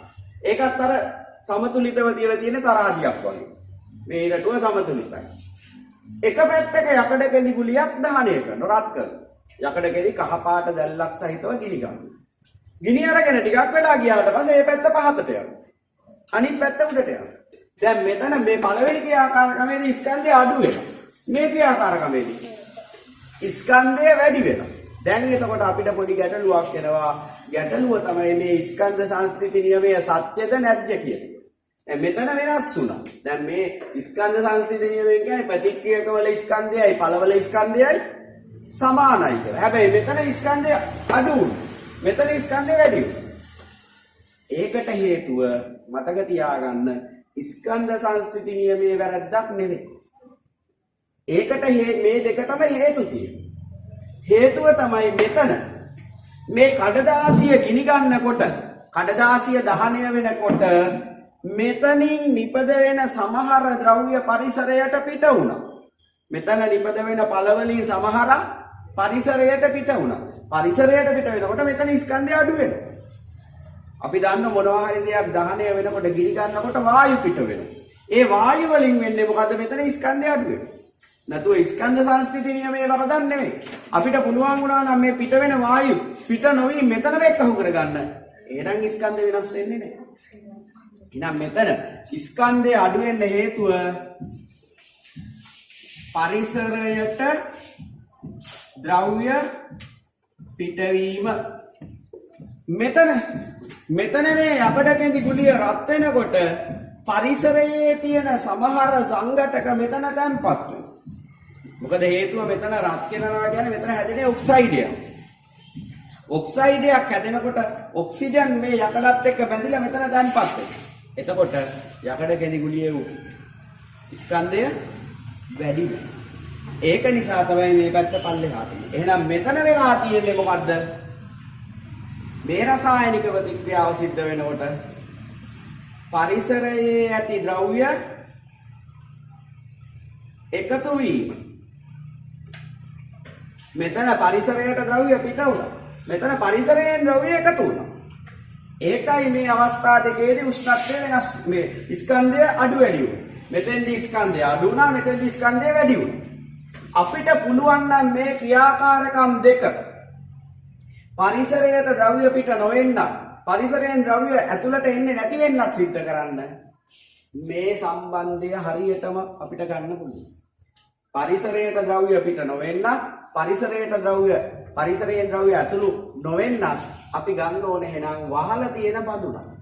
අපිට පුළුවන් නම් කඩදාසිය මේ වගේ නැකෑරුම් වලයක් ඇතුළට දාලා මේක සීල් කරලා සම්පූර්ණයෙන්ම ඇතුලේ තියෙන වාතය එළියට යන්නේ නැති වෙන්න වහලා මේ විදියට රත් කරලා ගිනි තියන්න. ගිනි තියන්න කලින් ස්කන්ධය ගිනි ගත්තට පස්සේ ස්කන්ධය වෙනස් වෙන්නේ නැහැ. එහෙනම් මෙන්න මේ වගේ පද්ධතියකට අපි කියනවා මොන පද්ධතියක් කියලාද? සංවෘත පද්ධතියක්. සංවෘත කියන වචනේ තේරුම පරිසරය සමග ද්‍රව්‍ය හුවමාරු නොවන. ඇතුලේ තියෙන ද්‍රව්‍ය එළියට යන්නේත් නැහැ. එළියේ තියෙන ද්‍රව්‍ය ඇතුළට එන්නේ නැහැ. මේ වගේ තැනක රසායනික ප්‍රතික්‍රියාව සිද්ධ වුණොත් කවදාවත් ස්කන්ධ වෙනස් වෙන්නේ නැහැ. ප්‍රතික්‍රියකවල ස්කන්ධයයි පළවල ස්කන්ධයයි සමානයි. දැන් මෙතන කඩදාසිය ගිනි තියන්න කලින්, දහනය කරන්න කලින් අපි ස්කන්ධය මැන්නොත් මේ යට උනේ ග්‍රෑම් 200 යනවා. කඩදාසිය ගිනි ගත්තට පස්සේ ආයි ස්කන්ධය මැන්නොත් ඒත් ස්කන්ධයේ ග්‍රෑම් 200මයි. මොකද හේතුව පරිසරයට පිට වෙන්නේ නැහැ. පරිසරයේ තියෙන දේවල් ඇතුළට එන්නේ නැහැ. එහෙනම් මේ ස්කන්ධ සංස්කෘති නියමයේ හරියන්න නම් සත්‍ය වෙන්න නම් මොන පද්ධතියකද මේක කරන්න ඕන? සංවෘත පද්ධතිය. සංවෘත කියන්නේ බාහිර පරිසරය සමග ද්‍රව්‍ය හුවමාරු නොවන. සංවෘත පද්ධතියක් තුල රසායනික ප්‍රතික්‍රියාවක් සිදු වූ විට ප්‍රතික්‍රියකවල ස්කන්ධය සෑදෙන පළවල ස්කන්ධයට සමාන වේ. මෙන්න මේක තමයි ස්කන්ධ සංස්කෘති නියමය කියන්නේ. දැන් අපි ඊළඟට බලමු ස්කන්ධ සංස්කෘති නියමය ඔප්පු කරන්න සත්‍යයි කියලා. දැන් ආපහු පාරක් මම ස්කන්ධ සංස්කෘති නියමය කියන්න. සංවෘත පද්ධතියක් තුල රසායනික ප්‍රතික්‍රියාවක් සිදුවන විට ප්‍රතික්‍රියකවල ස්කන්ධය සෑදෙන පළවල ස්කන්ධයට සමාන වේ. සංවෘත පද්ධතියක් යනු බාහිර පරිසරය සමග ද්‍රව්‍ය හුවමාරු නොවන පද්ධතියක්. බාහිර පරිසරය මේ වගේ පද්ධති වලට අපි කියන්නේ විවෘත පද්ධතිය. එළියේ තියෙන දේවල් ඇතුළට එනවා. ඇතුළේ තියෙන දේවල් පරිසරයට පිට වෙනවා. ඒ වගේ පද්ධතිය ගැන වාක් කියලාද විවෘත. විවෘත පද්ධතියක ස්කන්ධය මනින්න බෑ. මොකද වායු විදියට පිට වුණාම අපිට ඒව අල්ල ගන්න බෑ. ඒවා ගිහිල්ලා ඉවරයි. ඒකට මේ වගේ තැනක වායු පිට වුණොත් වායු ඇතුළ නැඳෙනවා. ඒතකොට ස්කන්ධයේ වෙනස් වීමක් සිද්ධ වෙන්නේ නැහැ. ඒකයි හේතුව. අද අපි කතා කරන්නේ එතකොට ස්කන්ධ සංස්ථಿತಿ නියමය සත්‍ය බව පෙන්වීම. දැන් අපි ගිය සතියේ ඉගෙන ගත්ත ස්කන්ධ සංස්ථಿತಿ නියමය කියන්නේ මොකක්ද කියලා. සංවෘත පද්ධතියක් තුල සංවෘත පද්ධතියක් කියන්නේ පද්ධතියෙන් පරිසරයට පරිසරයෙන් පද්ධතියටත් ද්‍රව්‍ය ඇතුළු නොවන හුවමාරු නොවන පද්ධතියකට අපි කියන සංවෘත පද්ධතියක්. මේ සංවෘත පද්ධතියක් ඇතුලේ රසායනික ප්‍රතික්‍රියාවක් සිද්ධ වුණොත් ස්කන්ධය වෙනස් නොවේ. ස්කන්ධය අඩු වෙන්නෙත් නැහැ, වැඩි වෙන්නෙත් නැහැ. ඒක තමයි අපි කියන්නේ ස්කන්ධ සංස්ථಿತಿ නියමය. දැන් මම බෝඩ් එකේ ඇඳලා තියෙන්නේ ස්කන්ධ සංස්ථಿತಿ නියමය සත්‍යයි කියලා පෙන්වන්න කරන්න පුළුවන් ක්‍රියාකාරකම් දෙකක්. මේ ක්‍රියාකාරකම් දෙකේදීම අපි යොදාගෙන තියෙන්නේ සංවෘත පද්ධතිය. සංවෘත පද්ධතිය කියන්නේ පරිසරයේ තියෙන දේවල් ඇතුළට යන්නත් බෑ. පද්ධතිය ඇතුළේ තියෙන දේවල් පරිසරයට පිට වෙන්නත් බෑ. දැන් මේ තියෙන්නේ පළවෙනි ක්‍රියාකාරකමේ තියෙන්නේ මේ තියෙන කැකෑරුම් නලයක්. මේ කැකෑරුම් නලයේ කට සම්බන්ධ කරලා තියෙනවා හිස් බැලුනයක් වාතය එළියට පිටට නොයන විදියට. මේකේ යටපැත්තට හිස පිහිටන විදියට ගිනි කූරු තියලා තියෙනවා කැකෑරුම් නලය ඇතුලේ. අපි මුලින්ම කරන්නේ දැන් ස්කන්ධය නියතයි කියලා පෙන්වන්නේ නේ අපිට ඕන. අපි මුලින්ම කරන්නේ මේ විදියට ඇටෝම හදලා ස්කන්ධය මනින්න. මේ ක්‍රියාකාරකමේදී ස්කන්ධය මනින්න අපි භාවිතා කරන්නේ තෙදඬු තුලාව. තෙදඬු තුලාව. දැන් ඕගොල්ලෝගේ විභාගයට මේ ස්කන්ධ සංස්ථಿತಿ නියමයේ ප්‍රශ්නයක් ආවොත් අහන පළවෙනි ප්‍රශ්නේ විදියට අහන්න පුළුවන් මෙහිදී ස්කන්ධය මැනීමට භාවිතා කළේ දල උපකරණයේ නම කුමක්ද? එතකොට මොකද්ද මෙතෙන්දී භාවිතා කරන්නේ අපි? තෙදඬු තුලාව. මේ තෙදඬු තුලාවෙන් ස්කන්ධය මැන්නම අපිට අපි හිතමු මෙතන ආවා කියලා ග්‍රෑම් 125ක්. තෙදඬු තුලාවෙන් ස්කන්ධය මැන්නම ග්‍රෑම් 125ක් ආවා. 25 මම මේ දලාගයක් දැම්මේ ඕගොල්ලන්ට ඒක තේරුම් ගන්න. අපි හිතමු ස්කන්ධය ග්‍රෑම් 125ක් ලැබුණා. දැන් ඊට පස්සේ අපි මේ පද්ධතිය ඇතුලේ රසායනික ප්‍රතික්‍රියාවක් කරවන්න ඕන. රසායනික විපර්යාසයක් සිද්ධ කරන්න ඕන. අපි ඒකට කරන්නේ මෙන්න මේ කැකෑරුම් නලයේ පතුල රත් කරනවා. අපිට පුළුවන් ස්ප්‍රීතු ලාම්පුව හරි බන්සන් දැල්ල හරි භාවිතා කරලා මේ පතුල රත් කරන්න. ටික වෙලාවක් රත් වෙනකොට මොකද්ද වෙන්නේ? මෙන්න මේ ගිනි කූරු ගිනි ගන්නවා. ඒ ගිනි ගැනීම පහසු කිරීම සඳහා තමයි ගිනි කූරු වල හිස් තියලා තියෙන්නේ. හිස පහළට හිටින විදියට තියලා තියෙනවා. ගිනි කූරු ගිනි ගන්නවා. දහණය වෙනවා. දහණය කියන්නේ රසායනික ප්‍රතික්‍රියාව. එතකොට මේ රසායනික ප්‍රතික්‍රියාව සිද්ධ වෙනකොට මේ ගිනි කූරු ගිනි ගන්නවා. අපිට පේනවා බැලුනේ ක්‍රමයෙන් පිම්බෙනවා. මොකද දහණයේදී පිට වෙන වායුව. හැබැයි දැන් පරිසරයට යන්න බෑ. ඒක බැලුනේ ඇතුලේ එක්කහු වෙනවා. මෙතන මේකේ අලු කොටස් නොදැවුණු කාබන් කොටස් ඉතුරු වෙනවා. අන්තිමට ගිනි අරගෙන ඉවර වෙලා ඒ කියන්නේ රසායනික ප්‍රතික්‍රියාව අවසන් වුණාට පස්සේ ආයිත් මේ පිම්බිච්ච බැලුනේ සහිත නලයේ ස්කන්ධය කිරනවා. එතකොට අපිට ලැබෙනවා 8 ග්‍රෑම් කීයද? 125මයි. ඒකෙන් පැහැදිලි වෙනවා රසායනික ප්‍රතික්‍රියාවකදී ස්කන්ධය වෙනස් නොවේ. ස්කන්ධය සංස්ථිතිකයි කියන්නේ ඒක තේරුම. වෙනස් වෙන්නේ නැහැ කියන එක තමයි සංස්ථිතික කියන වචනේ තේරුම. රසායනික ප්‍රතික්‍රියාවක් සිදු විට ස්කන්ධය සංස්ථිතික වේ. වෙනස් නොවේ. දැන් ඊටත් වඩා පැහැදිලිව අපිට බලා ගන්න පුළුවන්. දැන් මෙතන අපි කරේ වායුව අපිට උනා දහනය වුණා වෙනස් වුණා. ඊට වඩා වෙනස් ප්‍රතික්‍රියාකාරකමක් තමයි මෙතන තියෙන්නේ. දැන් මේ තියෙන්නේ කේතු ප්ලාස්කුවක්. මේ කේතු ප්ලාස්කුවට දාලා තියෙන ලෙඩ් නයිට්‍රේට් ද්‍රාවණයක්. ලෙඩ් නයිට්‍රේට් ද්‍රාවණය අවර්ණයි. පාටක් නැහැ. සාමාන්‍යයෙන් පිරිසිදු ජලය වගේ. ලෙඩ් නයිට්‍රේට් වල වර්ණය. ඊට පස්සේ මේ කේතු ප්ලාස්කුවට ගහන ඇබය මගින් ඒකට හිර කරලා නූලකින් එල්ලලා තියෙනවා පරීක්ෂණ නලයක්. මේ පරීක්ෂණ නලය ඇතුලේ තියෙන සෝඩියම් ක්ලෝරයිඩ්. ඒක නම් ඔයගොල්ලෝ දන්නවා ලුණු ද්‍රාවණයක්. ඒකත් අවර්ණයි පිරිසිදු අවස්ථාවේදී ජලය වගේ. ලෙඩ් නයිට්‍රේට් ද්‍රාවණයක් තියෙනවා. අපි මිලිලීටර් 25ක් 50ක් විතර ගන්න මේකට අවර්ණයි. සෝඩියම් ක්ලෝරයිඩ් උත් මිලිලීටර් 20ක් විතර ගන්නවා. ඒකත් 10ක් ගත්තත් ඇති අවර්ණයි. මේ දෙක අවර්ණයි. ඊට පස්සේ අපි මේ ඇටවුම දැන් මේක සංවෘතයි. සංවෘතය කියන්නේ මේක ඇබේකින් වහලා තියෙන පරිසරයයි පද්ධතියේ ඇටවුමයි අතර ද්‍රව්‍ය මාරු වෙන්නේ නැති විදිහට ඇබේකින් වහලා තියෙනවා. මේ ඇටවුමේ ස්කන්ධයමයි. මනින්නේ තෙදඬු තුලාවේ. අපි හිතමු මේ ඇටවුමේ ස්කන්ධය ග්‍රෑම් 225යි. ඊට පස්සේ දැන් මේක ඇතුලේ රසායනික ප්‍රතික්‍රියාව සිද්ධ කරනවා. ඒ වගේම අපි දැනගන්න ඕනේ මේ රසායනික ප්‍රතික්‍රියාව සිද්ධ වුණාට පස්සේ ඒක වුණා කියන එකට සාක්ෂියක්. එතෙන්දී අපි කරන්නේ මේක ඇල කරනවා. ඇල කරනකොට මේ පරීක්ෂණ නලය ඇතුලේ තියෙන දේවල් හේතු ප්ලාස්කුව ඇතුළට වැටෙනවා. එහෙම නැත්නම් සෝඩියම් ක්ලෝරයිඩ් හා ලෙඩ් නයිට්‍රේට් කලවම් වෙනවා මිශ්‍ර වෙනවා. ඒ මිශ්‍ර වෙනකොට අපිට පේන ද්‍රාවණය සුදු පාට වෙනවා. දැන් මෙතන අවර්ණයි මෙතනත් අවර්ණයි මේ දෙක මිශ්‍ර වෙනකොට සුදු පාට අවක්ෂේපයක් ඇති වෙනවා. අපි ඒවට කියන්නේ අවක්ෂේප. මේක පතුලේ තැම්පත් වෙන හරි එහෙම නැත්නම් ද්‍රාවණේ එහාට මෙහාට අර අවලම්බණය වෙනවා කියලා අපි කියන්නේ අංශු වශයෙන් ඉතිරි වෙලා තියෙනවා නම් හරි අපි ඒකට කියන්නේ අවක්ෂේපයක් කියලා. ඒතර අවක්ෂේපයක් තැම්පත් වෙනවා සුදු පාට. ඒකෙන් අපිට පැහැදිලි වෙනවා රසායනික විපර්යාසයක් එහෙම නැත්නම් රසායනික ප්‍රතික්‍රියාවක් සිද්ධ වුණා කියන එක. මොකද එහෙම වෙන්න නම් අනිවාර්යෙන් රසායනික ප්‍රතික්‍රියාවක් වෙන්න ඕනනේ. දැන් මේ විදිහට සුදු පාට අවක්ෂේපයක් ඇති වෙනවා. ඒ රසායනික ප්‍රතික්‍රියාවක් වුණා. ඊට පස්සේ අපි ආයිත් මේ ඇටෝම තෙදඬු තුලාවක් උඩ තියලා කිරනවා. අපිට මුලින් රසායනික ප්‍රතික්‍රියාවට කලින් ආවේ ග්‍රෑම් 225.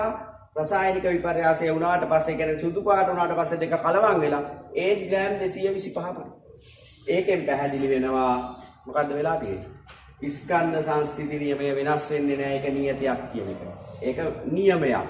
ඒ කියන්නේ ස්කන්ධය වෙනස් වෙලා නැහැ. මේ ඇටෝම ඇතුලේ රසායනික ප්‍රතික්‍රියාවක් වුණා. ඒකෙන් අවක්ෂේපයක් ඇති වුණා සුදු පාට. නමුත් ස්කන්ධය වෙනස් වුන්නේ නැහැ. එහෙනම් අපිට පැහැදිලි රසායනික ප්‍රතික්‍රියාවකදී ස්කන්ධය වෙනස් නොවේ. දැන් මේ තියෙන්නේ රසායනික ප්‍රතික්‍රියාව. Lead nitrate ද්‍රාවණයේ අවර්ණය. ඒකට එකතු කරන සෝඩියම් ක්ලෝරයිඩ් ද්‍රාවණය එකත් අවර්ණය. එතකොට හැදෙනවා ලෙඩ් ක්ලෝරයිඩ් ද්‍රාවණයක් හා සෝඩියම් නයිට්‍රේට් ද්‍රාවණයක්. ලෙඩ් ක්ලෝරයිඩ් කියන්නේ අවක්ෂේපයක්. අපි ඒක ද්‍රාවණය කියන එක එතකොට අපිට යොදන්න අවශ්‍යත් නැහැ. එතකොට ලෙඩ් ක්ලෝරයිඩ් කියන්නේ සුදු පාට අවක්ෂේපයක්. සෝඩියම් නයිට්‍රේට් කියන්නේ අවර්ණ ද්‍රව්‍යයක්.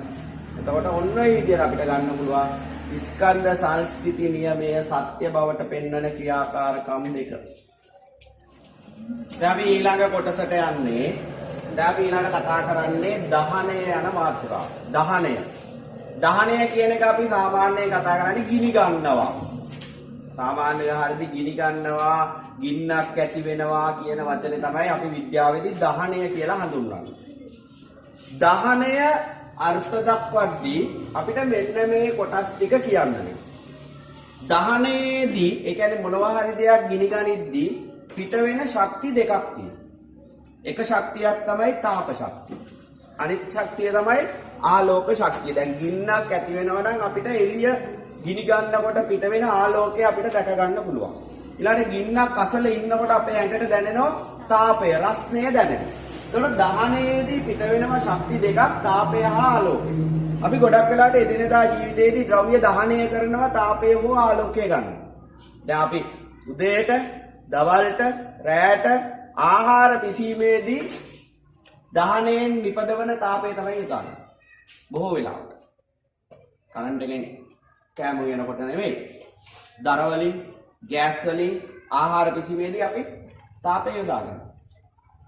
විදුලිය නොමැති වෙලාවට නිවස ආලෝකමත් කරන්න අපි භූමි තෙල් ලාම්පු භාවිතා කරනවා. එතෙන්දී අපි බලාපොරොත්තු වෙන්නේ දහනයෙන් ආලෝකයෙන් නිපදවා ගන්න. එතකොට ඒ වගේ දහනයේදී තාපය හා ආලෝකය පිට වෙනවා. ඒ වගේම දහනයට අවශ්‍යයි ගිනි ගන්න දෙයක්. ගිනි ගන්න නැත්නම් දහනය වන ද්‍රව්‍ය වලට අපි කියන පොදු නම තමයි දාහීය ද්‍රව්‍ය. දාහීය ද්‍රව්‍යයක් කියනවා. ඒ වගේම දහනයට අවශ්‍යයි ඔක්සිජන්. එතකොට තාපය හා ආලෝකය පිට කරමින් දාහීය ද්‍රව්‍ය ගිනි ගන්නා දෙයක් ඔක්සිජන් වායුව සමග ප්‍රතික්‍රියා කිරීම තමයි අපි හඳුන්වන්නේ දහනය කියලා. දැන් විභාගයට આવොත් දහනය යනු කුමක්ද කියලා ලියන්න. මෙන්න මේක තමයි අර්ථ දැක්වීම. තාපය හා ආලෝකය පිට කරමින් එහෙම නැත්නම් තාප ශක්තිය හා ආලෝක ශක්තිය පිට කරමින් දාහීය ද්‍රව්‍ය ඔක්සිජන් වායුව සමග ප්‍රතික්‍රියා කිරීම. එතකොට දාහීය ද්‍රව්‍ය, දහනය වන ද්‍රව්‍ය. දාහීය ද්‍රව්‍ය වලට උදාහරණ විදිහට ගන්න පුළුවන් දර, පෙට්‍රල්, ඩීසල්, භූමි තෙල්, ගල් අඟුරු, බොර තෙල්, රෙදි, ලී, ප්ලාස්ටික්, කඩදාසි මේවා දහනය වන ද්‍රව්‍ය හේවත් දාහීය ද්‍රව්‍ය. ලෙහෙසියෙන් දහනය වෙන්නේ නැති ද්‍රව්‍ය වලට අපි කියනවා අදාහීය ද්‍රව්‍ය. ගල්, ඇස්බෙස්ටෝස්, වීදුරු, යකඩ, ඇලුමිනියම් ඒ වගේ දේවල් අයිති වෙන්නේ දහනය නොවන ද්‍රව්‍ය. වැලි, දැන් ගින්නක් ඇති වෙනකොට සමහර අවස්ථාවලදී ගිනි නිවන්න භාවිතා කරනවා දාහ්‍ය ද්‍රව්‍ය. උදාහරණයක් විදිහට ඕගොල්ලෝ දැකලා ඇති ඉන්ධන පිරවුම් හල්වල එල්ලලා තියෙන වැලි බකට්. ඒ කියන්නේ ගින්නක් ඇති වුණොත් තෙල් ගිනි නිවන්න අපිට පුළුවන් වැලි ඉහින්න. ඒතකොට අදාහ්‍ය ද්‍රව්‍ය භාවිතා කරන්න පුළුවන්. දහනය නොවන ද්‍රව්‍ය වලට තමයි කියන්නේ අදාහ්‍ය ද්‍රව්‍ය. දැන් අපි නිවසක් හදලා තියෙනවා කියලා හිතමු. ඔය නිවස ගිනි ගන්න. ඔය නිවස ගිනි ගත්තට පස්සේ අන්තිමට ඉතිරි වෙන සුන්බුන් වල තියෙන්නේ අදාහ්‍ය ද්‍රව්‍ය. ඔයගොල්ලෝ දැකලා තියෙන ඕන තරම් මේ වගේ අවස්ථා ගඩොල් ඉතුරු වෙලා තියෙනවා. ඇස්බෙස්ටෝස් තහඩු උපුරලා තියෙනවා. කැලි කැල්ල තියෙනවා. ඒකට ගිනි අරගෙන නැහැ. යකඩ කූරු තියෙන මේ ටික ඉතුරු වෙලා තියෙනවා. ගෙදර තියෙන ලී උළුවහු ලී දොර ජනෙල් ගිනි අරගෙන වීදුරු ටික ඉතුරු වෙලා තියෙනවා. එතකොට ඒ විදිහට අපිට ගන්න පුළුවන් දාහ්‍ය ද්‍රව්‍ය හා අදාහ්‍ය ද්‍රව්‍ය. එතකොට දාහනය වෙන්න නම් අනිවාර්යයෙන්ම සාධක තුනක් සම්පූර්ණ වෙන්න. ඒ වගේම අපිට පුළුවන් නම් මේ සාධක තුනෙන් එකක් හෝ කීපයක් ඉවත් කරන්න ගින්නක් නිවන්නත් පුළුවන්. ගිනි ගන්න නම් අවශ්‍ය සාධක තුනක් තියෙනවා. ගිනි ත්‍රිකෝණය. දැන් මේ තියෙන්නේ දහනයට අවශ්‍ය සාධක තුන. තාපය, ඔක්සිජන්, ඉන්ධන. මේ මෙතන තියෙන ගිනි දැල්ලක රූපයක්. දහනයට අවශ්‍ය සාධක තුනේ සම්බන්ධතාව නිරූපණය කරලා අඳින සටහනට තමයි කියන්නේ ගිනි ත්‍රිකෝණය කියලා. දහනයට අවශ්‍ය සාධකවල සම්බන්ධතාව නිරූපණය කර අඳින ලබන සටහන ගිනි ත්‍රිකෝණය නම් වේ. දැන් මේ ගිනි ත්‍රිකෝණය කියන ත්‍රිකෝණයක තියෙන පාද තුන එකිනෙකට සම්බන්ධයි. ඒ වගේ මේ දහනයකදී අවශ්‍ය සාධක තුන එකිනෙකට සම්බන්ධයි. මොකද එක සාධකයක් හරි ලැබුණේ නැත්නම් දහනය සිද්ධ වෙන්නේ නැහැ. නැත්නම් දහනයක් සිද්ධ වෙන්න නම් මේ සාධක තුනම ලැබෙන්න ඕන. තාපය කියන්නේ අපි දන්නවා තාපය මගින් තමයි යම් වස්තුවක් ජලන උෂ්ණත්වයටපත් වෙන්නේ. යම් වස්තුවක් ජලන උෂ්ණත්වයටපත් වෙන්න නම් තාපය දෙන්න ඕන. ඊළඟට ඔක්සිජන් කියන්නේ දහන පෝෂක වායුව. ගිනි ගැනීමට උදව් කරන වායුව. ඊළඟට දාහ්‍ය ද්‍රව්‍ය තමයි ඉන්ධන කියන්නේ. ඒතකොට මෙන්න මේ විදිහට අඳින සටහනකට අපි කියනවා ගිනි ත්‍රිකෝණය. දහනය සඳහා අවශ්‍ය සාධක නිරූපණය කරමින් අඳින සටහන.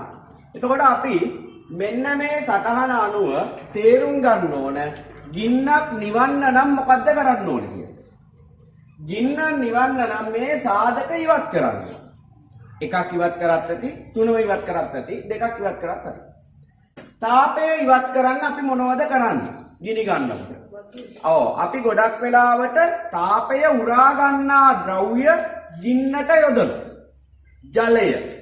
දැන් ගිනි ගන්න අවස්ථාවක ජලය යෙදීම මගින් අපිට කරන්න පුළුවන් ඒ ගින්න නිවන්න. ගින්න නිවද්දී එතකොට අපි කරන්නේ තාපය ඉවත් කිරීම. එතකොට වෙන්නේ තාපය ඉවත් කිරීම. කවුරු හරි මිනිස්සෙක් ගිනි ගන්නවා නම් අර කියන්නේ තෙත ගෝණි වලින් වෙලන්න කියලා. එතකොට තාපය ඉවත් කිරීම තෙන්දි කරන්නේ. ඔක්සිජන් ඉවත් කරන්නත් අපිට පුළුවන්. වැලි ගැසීම. ගින්නක් ඇති වෙනකොට අපි වැලි ගසනවා නම් එතකොට කරන්නේ ඔක්සිජන් ගැටීම වළක්වන එක. ඒ වගේම එතෙන්දී තාපය ඉවත් වීමත් සිද්ධ වෙනවා. දැන් මිනිස්සේ ගිනි ගන්නවා නම් ගිනි ගන්න අවස්ථාවේදී ඇදගෙන ඉන්න ඇඳුම් ගලවලා ඉවත් කිරීම. මේ තුනෙන් අයිති වෙන්නේ මෙන්න මෙතෙන්ට. ඒ ගිනි ගන්න දේ අයින් කරනවා. බිම පෙරලීම. ගිනි ගන්න වෙලාවට හොඳම දේ තමයි දුවන එක නෙවෙයි. දිව්වොත් එම වෙන්නේ මොකද? තව තවත් ඇඟට ඔක්සිජන් වදින ප්‍රමාණය වැඩි වෙනවා. ඔක්සිජන් වදින ප්‍රමාණය වැඩි වෙන්න ඔක්සිජන් ගැටීම වැඩි වෙන්න ගින්න වැවිලෙනවා. ඒක නිසා ගිනි ගන්නවා නම් සිරුරට ගිනි ඇවිලෙනවා නම් හොඳම දේ තමයි බිම පෙරලීම. බිම පෙරලෙන තරමට ඔක්සිජන් ගැටෙන ප්‍රමාණය අඩු වෙනවා වැලිත් එක්ක සම්බන්ධ වෙනකොට. ඒතකොට මේ වගේ දේවල් දායි ඉන්ධන ඉවත් කිරීමට උදාහරණ ගන්න පුළුවන්. යම් කිසි කර්මාන්ත ශාලාවක් නැත්නම් රෙදි කඩයක් නැත්නම් මොනවා හරි වෙළඳ සැලක් ගිනි ගන්නවා නම් ඒකේ තියෙන ගිනි නොගත් ද්‍රව්‍ය වහා ඉවත් කිරීම. ඒ වගේම ඉන්ධන ඉවත් කරන්න නැත්නම් දාහ්‍ය ද්‍රව්‍ය ඉවත් කරන අවස්ථාවලට උදාහරණ ගන්න පුළුවන්. ඔක්සිජන් ගැටීම වළක්වන්න වැලි ගැසීම එහෙම නැත්නම් අපි වෙනම හදලා තියෙන විවිධ රසායනික ද්‍රව්‍ය ඔක්සිජන් ගැටීම වළක්වන්න ඒ වගේ දේවල් යෙදීම තාපය ඉවත් කරන්න ජලය යෙදීම ගන්න පුළුවන්. එතකොට මේ වගේ දේවල් මගින් අපිට පුළුවන් ගින්නක් මැඩ පවත්වන්න. ගින්නක් ඇවිලීම පාලනය කරන්න. ඒක නිසා තමයි ගිනි ත්‍රිකෝණය පිළිබඳව අපි ඉගෙන ගන්න. ඉන්ධනයක් කියලා කියන්නේ දහනය කිරීමෙන් තාපය හා ආලෝකය ලබා ගැනීමට භාවිතා කරන ද්‍රව්‍ය.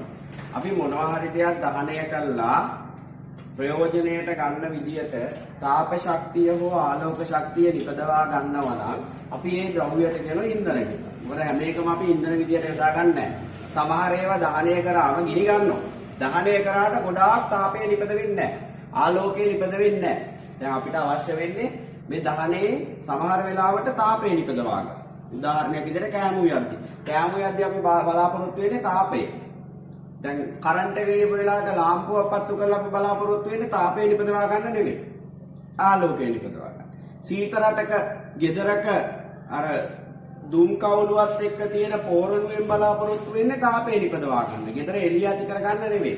ඒතකොට එක එක අවස්ථාවලදී තාපය ආලෝකය නිපදවන්න අපි භාවිත කරන ද්‍රව්‍ය. අපි ඒවට කියන මොනවා කියලාද? ඉන්ධන කියලා. ඒතකොට ඉන්ධන විදිහට හැමදේම ගන්නෙ නැහැ. මොකද හේතුව සමහර ද්‍රව්‍ය දහනය කරාම ගොඩක් තාපය නිපද වෙන්නේ නැහැ, ගොඩක් ආලෝකය නිපද වෙන්නේ නැහැ.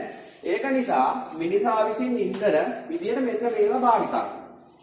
ඒවා අපිට බෙදන්න පුළුවන් කොටස් තුනකට: ඝන, ද්‍රව, වායු. ඝන ඉන්ධන විදිහට අපි භාවිත කරනවා විශේෂයෙන්ම දර. ඒතර ආහාර විසීමට දර. පොල්ලෙන්. ඊට අමතරව ඉටි. ඉටි වලට කියන තව නමක් තමයි පැරපින් ඉටි. පැරපින් ඉටි.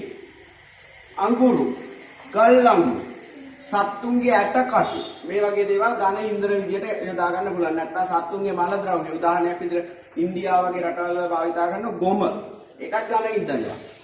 ද්‍රව ඉන්ධන විදිහට භාවිත කරන භූමි තෙල්, පෙට්‍රල්, ඩීසල්, පොල් තෙල් ඊට පස්සේ තවත් ඔය විවිධ ශාකවල ඔයගොල්ලෝ අහලා ඇති ඉස්සර කාලේ මිනිස්සු පහන් පත්තු කරා කැපුණ ඇටවල තෙල් ඒ වගේ ද්‍රව ඉන්ධන යොදා ගන්න පුළුවන්.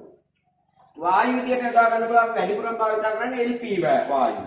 එහෙම නැත්නම් අපි කියන ද්‍රවීකృత පෙට්‍රෝලියම් වායුව. ගෑස් කියලා කියන්නේ ටැංකිය ගෑස් ටැංකිය අපි ගෑස් ලිපේ භාවිත කරන්නේ LP වායුව. ඊට අමතරව ගල් අඟුරු වායුව. ගල් අඟුරු අපි පොළවෙන් ගන්නකොට පිට වෙනවා ගල් අඟුරු වායුව. ඒක මෙතේන් මරුණු ශාක හා සත්ත්ව කොටස් දි รา පත් වෙනකොට පිට වෙන වායුව තමයි මෙතේන්. ජීව වායුව කියලා කියන්නේ ඒකට. අපිට පුළුවන් ගෙදරක ජීව වායු ටැංකියක් හදලා ඒකෙන් මේ ජීව වායුව නිපදවලා ගෙදර ලිපේ ආහාර විසීමට යොදා ගන්න. මේ තියෙන එතකොට ඉන්ධන වර්ග.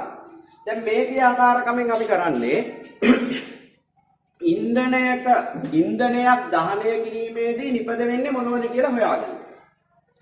දැන් මේ ඉන්ධනය විදියට භාවිත කරලා තියෙන ඉටි. ඉටි පන්දමක් දහනය කරනකොට ඒ දුමේ මොනවද තියෙන්නේ කියලා හොයාගන්න පුළුවන් ඇටවුමක් තමයි මේ ඇඳලා තියෙන්නේ. දැන් මෙතන ඉටි පන්දම් දහනය කරද්දී පිට වෙන දුම පුනීලයකින් මෙහෙම ඇතුළට ගන්න. අරගෙන ඉවර වෙලා මේ ඇටවුම දිගේ මෙහෙම අරගෙන යනවා. ඒ දුම.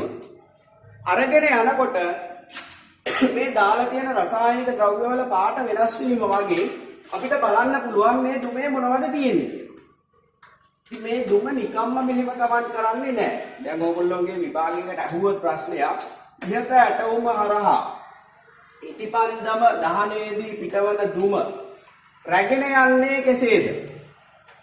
ඒකට තමයි මෙන්න මේ කොටස තියෙන්නේ. මොකද්ද මේකේ නම? චූෂකය. චූෂකයෙන් මෙහෙට අදිනවා. මෙහෙ තියෙන වාතය. මෙහෙ තියෙන වාතය මෙහෙට අදිද්දී මෙතනින් වාතය ඇදලා ගන්නවා. මේ ඇටවුම හරහා ඉටිපන්දම් දහනයේදී පිටවන දුම රැගෙන යන්නේ චූෂකයෙන් වාතය ඉවතට ඇදීම මගින්. එහෙනම් ඔන්න ප්‍රශ්නයක් ආවොත් විභාගයට ලියන්න ඒකට උත්තරේ චූෂකය මගින් වාතය ඉවත් කරන විට ඇටෝමේ ඇති වාතය ඇද ගන්නා විට ඉටිපන්දම් දුම ඇටෝම හරහා ගමන් කරයි. දැන් මෙතන දහනයක් සිද්ධ වෙනවා. ඉටිපන්දමේ දුම පුනීලයෙන් මෙහෙම ඇවිල්ලා මෙන්න මෙතන තියෙන යූ නලය. මේ යූ නලය ඇතුලේ තියෙන රසායනික ද්‍රව්‍යයක් ඒකේ නම තමයි නිර්ජලීය කොපර් සල්ෆේට්. නිර්ජලීය කොපර් සල්ෆේට් වල වර්ණය සුදු පාටයි. දැන් පාසලේ නැහැ නිර්ජලීය කොපර් සල්ෆේට්. ඉස්කෝලේ තියෙන ජලීය කොපර් සල්ෆේට්.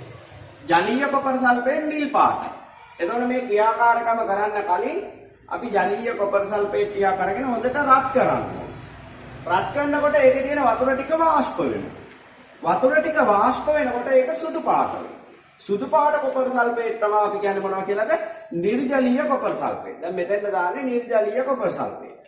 දැන් මේ ඉටිපන්දම් දුම මෙහෙම ගමන් කරද්දී මේ නිර්ජලීය කොපර් සල්ෆේට් ටික වෙලාවකින් නිල් පාට වෙනවා. මේකේ සුදු පාට වර්ණය නිල් පාට වෙනවා. නිල් පාට වෙන්න හේතුව තමයි මේ දහනයේදී පිටවන දුමේ ජලය අඩංගු වීම. ජල වාෂ්ප තිබුණොත් විතරයි මේ සුදු පාට නිල් පාටට හැරෙන්නේ. අපි ඒක ඉගෙනගෙන තියෙන මීට කලින්. නිර්ජලීය කොපර් සල්ෆේට් වල වර්ණය සුදු පැහැයේ සිට නිල් පැහැයට හරවන්නේ ජල වාෂ්ප මගින් නැත්නම් ජලය මගින්. එහෙනම් ජලය හඳුන ගන්න තමයි මේව දාන්නේ. එහෙනම් මේක නිල් පාට වෙනවා නම් ඒකේ තේරුම මේ දහනයේදී පිට වෙලා තියෙන ජලය.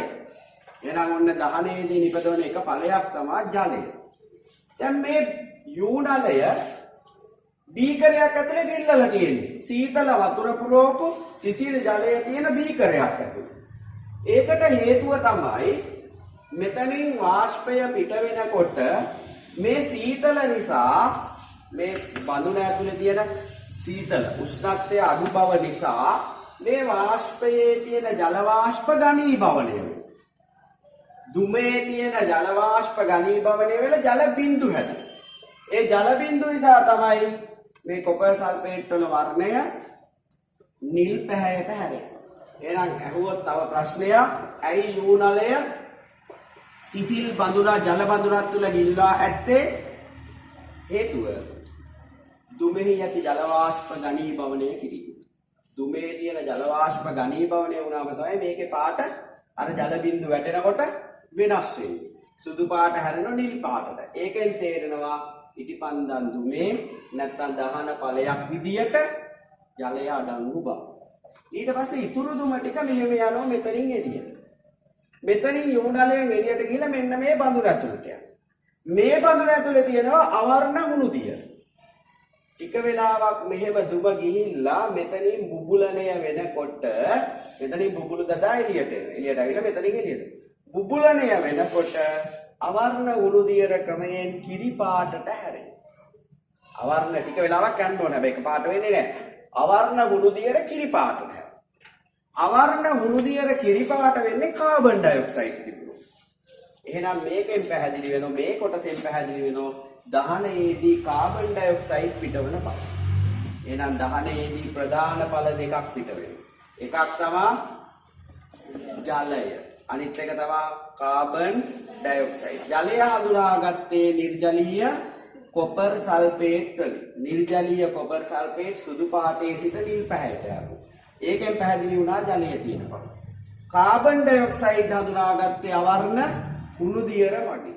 අවර්ණ හුණු දියර කිරි පැහැයට හැරුණා. ඒකෙන් අපිට පැහැදිලි වුණා තියෙනවා කියන එක කාබන් ඩයොක්සයිඩ් දහනයේදී පිටවන ඵලයක් විදියට. එහෙනම් දහන ඵල දෙකයි ප්‍රධාන ජලය හා කාබන් ඩයොක්සයිඩ්. ඊට අමතරව අපි ඔය ඉන්ධනයක් දහනය කරද්දී දර කෑල්ලක් පත්තු කරනකොට ඉතිරි වෙනව අලු. ඊට පස්සේ හැදෙනවා දැලි. ඒකනේ දැන් අපි දරලිපේ ආහාර උයන් අකමැති.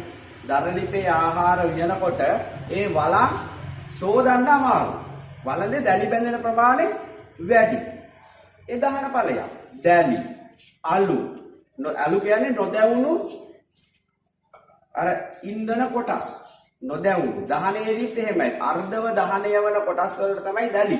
දහනයේදී එක කොහෙද දැලි? දැලි, අලු ඒවා ඉතිරි වෙන කොටස්. ඊට අමතරව තව පිට වෙන්න පුළුවන් කාබන් මොනොක්සයිඩ් වගේ වායු. හැබැයි ප්‍රධාන දහන ඵල දෙකයි මොනවද දහන ඵල දෙක? එකක් තමයි ජලය, අනිත් එක තමයි කාබන් ඩයොක්සයිඩ්. ජලය හඳුනාගන්නේ නිර්ජලීය කොපර් සල්ෆේට් වලින්.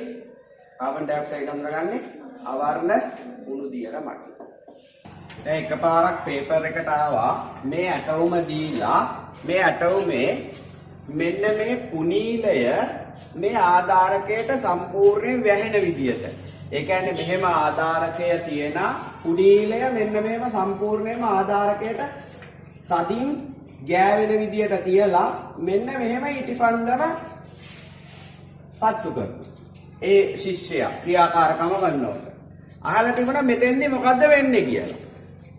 මෙතෙන්දි වෙන්නේ මේ ඇටෝම මෙහෙම ඉටි පුනීලය මෙතන හිඩසක් නැතුව සම්පූර්ණයෙන් පල්ලෙහාට කරලා ආධාරකේ අර පතුලට ගෑවෙන විදිහට සම්පූර්ණයෙන් ගෑවෙන විදිහට තිබුවොත් ටික වෙලාවකින් ඉටිපන්දම නිවිල යනවා. ඒක තමයි වෙන්නේ. අහන්න පුළුවන් ඇයි හේතුව කියලා. එතකොට වෙන්නේ මොකද්ද? දහනයට අවශ්‍ය ඔක්සිජන් වායුව නොලැබී යනවා. ඇයි මේක සම්පූර්ණයෙන් වැහුණට පස්සේ මේක ඇතුලේ තියෙන ඔක්සිජන් වලින් ටිකක් වෙලා ඉටිපන්දම පත්තු වෙනවා. ඊට පස්සේ දහනයට පස්සේ ඔක්සිජන් ලැබෙන්නේ නැහැ.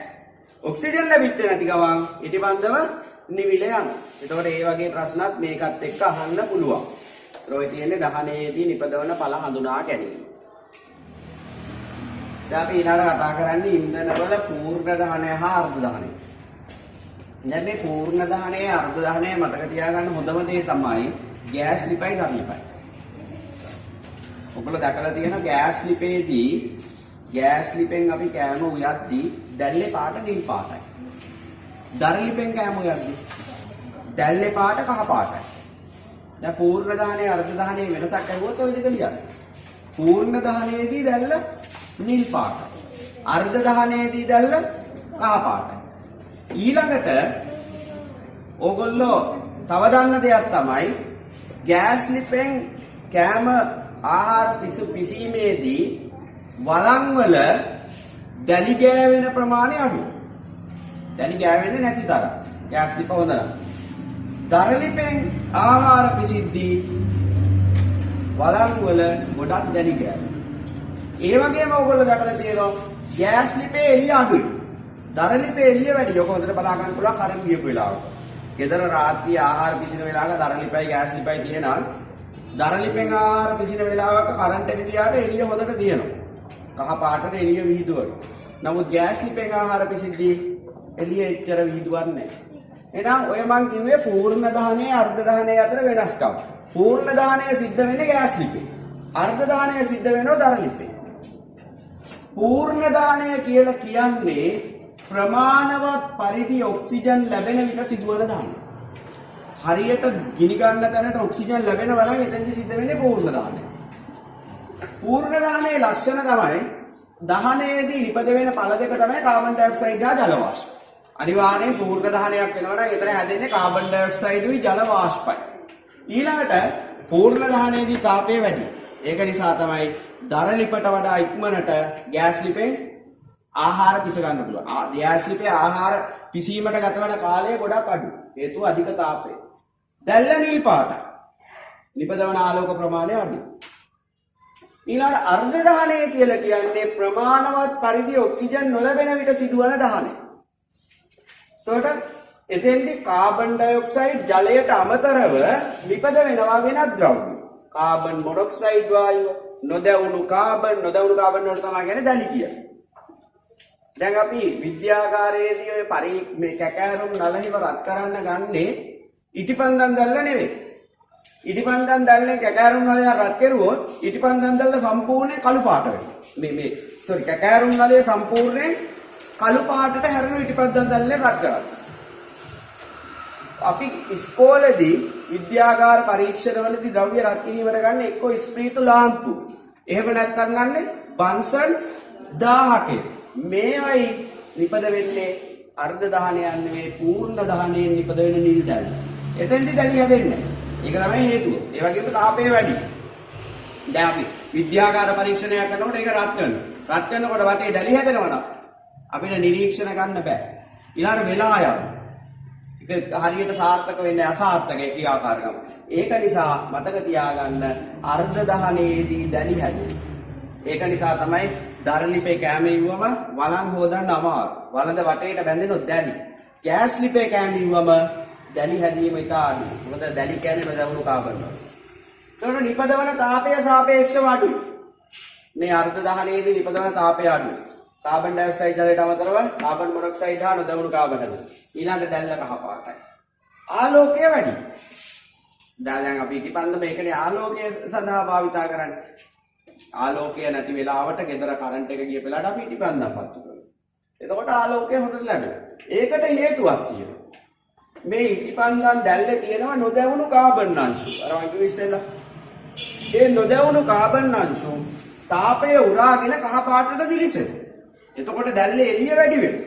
එහෙනම් අර්ධ දහනයේදී දැල්ලේ ආලෝකය වැඩි වෙන්න හේතුව තමයි නොදැවුණු කාබන් අංශු තාපය උරාගෙන රස්නේ උරාගෙන කහ පැහැයට දිලිසෙනවා. එතකොට දැල්ල කහ පාටට ලොකුවට එළිය විහිදුවනවා. මේක එහෙම වෙන්නේ නැහැ. මේකේ දැල්ල නිල් පාටයි පූර්ණ දහනය. දැන් අපි ආහාර පිසිනවන වඩාත් සුසු පූර්ණ දහනය. ආලෝකය ලබා ගන්නවා නම් වඩාත් සුදුසු අර්ධ දහනයේදී නිපදවන දැල්ල. ඔන්න ඔය විදිහට ප්‍රමාණවත් පරිදි ඔක්සිජන් ලැබෙනවා නම් පූර්ණ දහනය. ප්‍රමාණවත් පරිදි ඔක්සිජන් නොලැබෙන විට සිදුවන දහනය අර්ධ දහනය. ඔය විදිහට අපිට කතා කරන්න පුළුවන් පූර්ණ දහනය හා අර්ධ දහනය. ඊළඟට අපි බලමු පූර්ණ දහනයට උදාහරණයක් විදිහට බන්සන් දැල්ල, අර්ධ දහනයට උදාහරණයක් විදිහට ඉටිපන්දම් දැල්ල. දැන් අපි කතා කරන්නේ ඉටිපන්දම් දැල්ලයි බන්සන් දැල්ලයි. බන්සන් දැල්ල ගත්තොත් බන්සන් දැල්ලේ සිද්ධ වෙන්නේ නැත්නම් මේ බන්සන් 1000ක දහනය කිරීමේදී ඇතිවන දැල්ලේ හටගන්නේ පූර්ණ දහනය. ඉටිපන්දම් දැල්ල කියන්නේ අර්ධ දහනයක් සිද්ධ වන අවස්ථාවකට උදාහරණයක්. දැන් ඕගොල්ලන්ට ඉගෙන ගන්න තියෙනවා මේ බන්සන් දැල්ල හෝ ඉටිපන්දම් දැල්ලේ තියෙන ප්‍රදේශ ගැන. අපි ඒවට කියන්නේ කලාප කියලා. ඒ ඉටිපන්දම දහනයේදී ඇතිවන දැල්ලේ පැහැදිලිව වෙන් කළා හඳුනා ගන්න පුළුවන් කලාප තුනක් තියෙනවා. හැබැයි මේ පිටින්ම තියෙන කලාපය අපිට පේන්නේ නැහැ. ඒක අපි කියන්නේ යන්තමින් පෙනෙන බාහිර කලාපය කියලා. ඒකේ සිද්ධ වෙන්නේ පූර්ණ දහනයක්. හොඳට මතක තියාගන්න. දැන් මම ඒ ටික පොඩ්ඩක් වෙනම මේකේ සටහන් කරන්න. යන්තමින් පෙනෙන බාහිර කලාපයේ සිද්ධ වෙන්නේ මොන දහනයක්ද? පූර්ණ දහනයක්. පූර්ණ දහනයක්. මොකද හේතුව ඇහුවොත් එම හේතුව මේ බාහිර කලාපයට තමයි හොඳටම ඔක්සිජන් වදින්නේ. දැන් මේ හරිය තියෙන වාතයනේ. වාතයේ තියෙන ඔක්සිජන්. ඔක්සිජන් වැඩිපුරම ලැබෙන්නේ බාහිර කලාපයට. ඒ බාහිර කලාපයේ සිද්ධ වෙන්නේ පූර්ණ දහනය. ඊට ඇතුළතින් තියෙන දීප්ත කලාපය. ඊට ඇතුළතින් තියෙන අදීප්ත කලාපය. පල්ලෙහින්ම තියෙනවා බාහිර කලාපයේ නිල් පැහැති කොටස. හරි. දැන් අපි බලමු මේ ඉටිපන්දමේ මොකක්ද වෙන්නේ කියලා. දැන් ඉටිපන්දම හදලා තියෙන්නේ ඝන ඉටිවලින්. අපි මේ ඉටිපන්දම පත්තු කරාම දැල්ලුවාම ඉස්සෙල්ලම වෙන්නේ මේ ඝන ඉටි ද්‍රව ඉටි බවට පත් වෙනවා. මොන බවටපත් වෙනවද? ද්‍රව ඉටි. ඝන ඉටි ද්‍රව ඉටි වෙනවා. ඒක නිසා තමයි මේ හරිය තියෙන්නේ ද්‍රව ඉටි. ඊට පස්සේ මෙතන තවත් මේ දැල්ලේ තාපය නිසා ද්‍රව ඉටි ඉටි වාෂ්ප බවට පත් වෙනවා. මතක තියාගන්න ඉටි වාෂ්ප තියෙන්නේ මෙන්න මෙතන. මෙන්න මෙතන. මේ කලාපයට කියන නම තමයි අදීප්ත කලාපය. අදීප්ත කලාපයේ තියෙන ඉටි වාෂ්ප. අදීප්ත කලාපයේ දහනයක් සිද්ධ වෙන්නේ නැහැ. මෙන්න මෙතන මම ලියන දහනයක් නැත කියලා. දහනයක් නැත. අදීප්ත කලාපයේ හොඳට මතක තියාගන්න දහනයක් සිද්ධ වෙන්නේ නැහැ. අදීප්ත කලාපයේ තියෙන ඉටි වාෂ්ප. දැන් අපිට ඕන මේක පෙන්වන්න පුළුවන් මෙතන අදීප්ත කලාපයේ ඉටි වාෂ්ප තියෙනවා කියලා. ඒකට කරන්න ඕන යකඩ බටයක් දානවා මෙන්න මෙහෙම අදීප්ත කලාපයට. යකඩ බටයක්. මේකට හොඳ රේඩියල් කූරක කොටසක්. දානිවර වෙලා මෙතනින් අපි පිට වෙන දුම දහනය කරනවා. පිට වෙන දුම දහනය කරනකොට මෙතන දැල්ලක් හැදෙනවා. ඒ කියන්නේ ඝන ඉටි ද්‍රව ඉටි වෙනවා. ඉටි වාෂ්පය මේ බටේ දිගේ මෙතෙන්ට ඇවිල්ලා මෙතන ආපහු දැල්ලක් හැදෙනවා. එතකොට මේ ඉටිපන්දමේ දැල් මෙතනක් දැල්ල තියෙනවා මෙතනක් දැල්ල තියෙනවා. ඒ දහනය වෙන්නේ ඉටි වාෂ්ප. එහෙනම් ඒකෙන් පැහැදිලි අදීප්ත කලාපයේ තියෙන්නේ ඉටි වාෂ්ප. හොඳට මතක තියාගන්න අදීප්ත කලාපය කියන්නේ දහනය සිද්ධ වෙන්නේ නැති තැන. දැන් විභාගෙට මේවා අහනවා. ඉටිපන්දම් දැල්ලේ දහනය සිදු නොවන කලාපය. එතකොට හොඳට මතක තියාගන්න ඒක තමයි අදීප්ත කලාපය. ඒකේ තියෙන්නේ මොනවද? ඉටි වාෂ්ප. ඒක පෙන්වන්නේ කොහොමද? යකඩ කූරකින් එතන තියෙන වාෂ්පය වෙන තැනකට ගෙනල්ලා දහනය කරලා පෙන්නනවා. ඒකේ අපිට පෙන්වනවා මෙතන ඉටි වාෂ්ප තියෙනවා. ඉටි වාෂ්ප නිසා තමයි මෙතන දැල්ලක් හැදෙන්නේ. ඊට පස්සේ ඊට පිටින් තියෙන දීප්ත කලාපය. දීප්ත කලාපය කහ පාටයි. එතන සිද්ධ වෙන්නේ අර්ධ දහනයක්. දීප්ත කලාපයේ සිද්ධ වෙන්නේ මොන දහනයක්ද? අර්ධ දහනයක්. අර්ධ. මෙතන තියෙන්නේ වැඩිපුර තියෙන නොදැවුණු කාබන් අංශු. නොදැවුණු කාබන් අංශු තාපය උරාගෙන කහ පාටට දිලිසෙනවා. ඒක නිසා තමයි මේ හරිය දැල්ල කහ පාට. දීප්ත කලාපයේ කහ පැහැයට හේතුව කොහොමද ඇහුවොත්? නොදැවුණු කාබන් අංශු තාපය උරාගෙන කහ පැහැයට දිලිසෙනවා. ඒක නිසා තමයි මේ හරිය කහ පාට වෙලා තියෙන්නේ. වටේම සිද්ධ වෙන්නේ පූර්ණ දහනයක්. ඒකේ තියෙන්නේ යන්තමින් පෙනෙන බාහිර කලාපය. ඒකේ පල්ලෙහා කොටස විතරක් නිල් පාටට තියෙනවා. එහෙනම් සාපේක්ෂව ගත්තම වැඩිපුර ඉටිපන්දම් දැල්ලේ සිද්ධ වෙන්නේ අර්ධ දහනයක්. මතක තියාගන්න.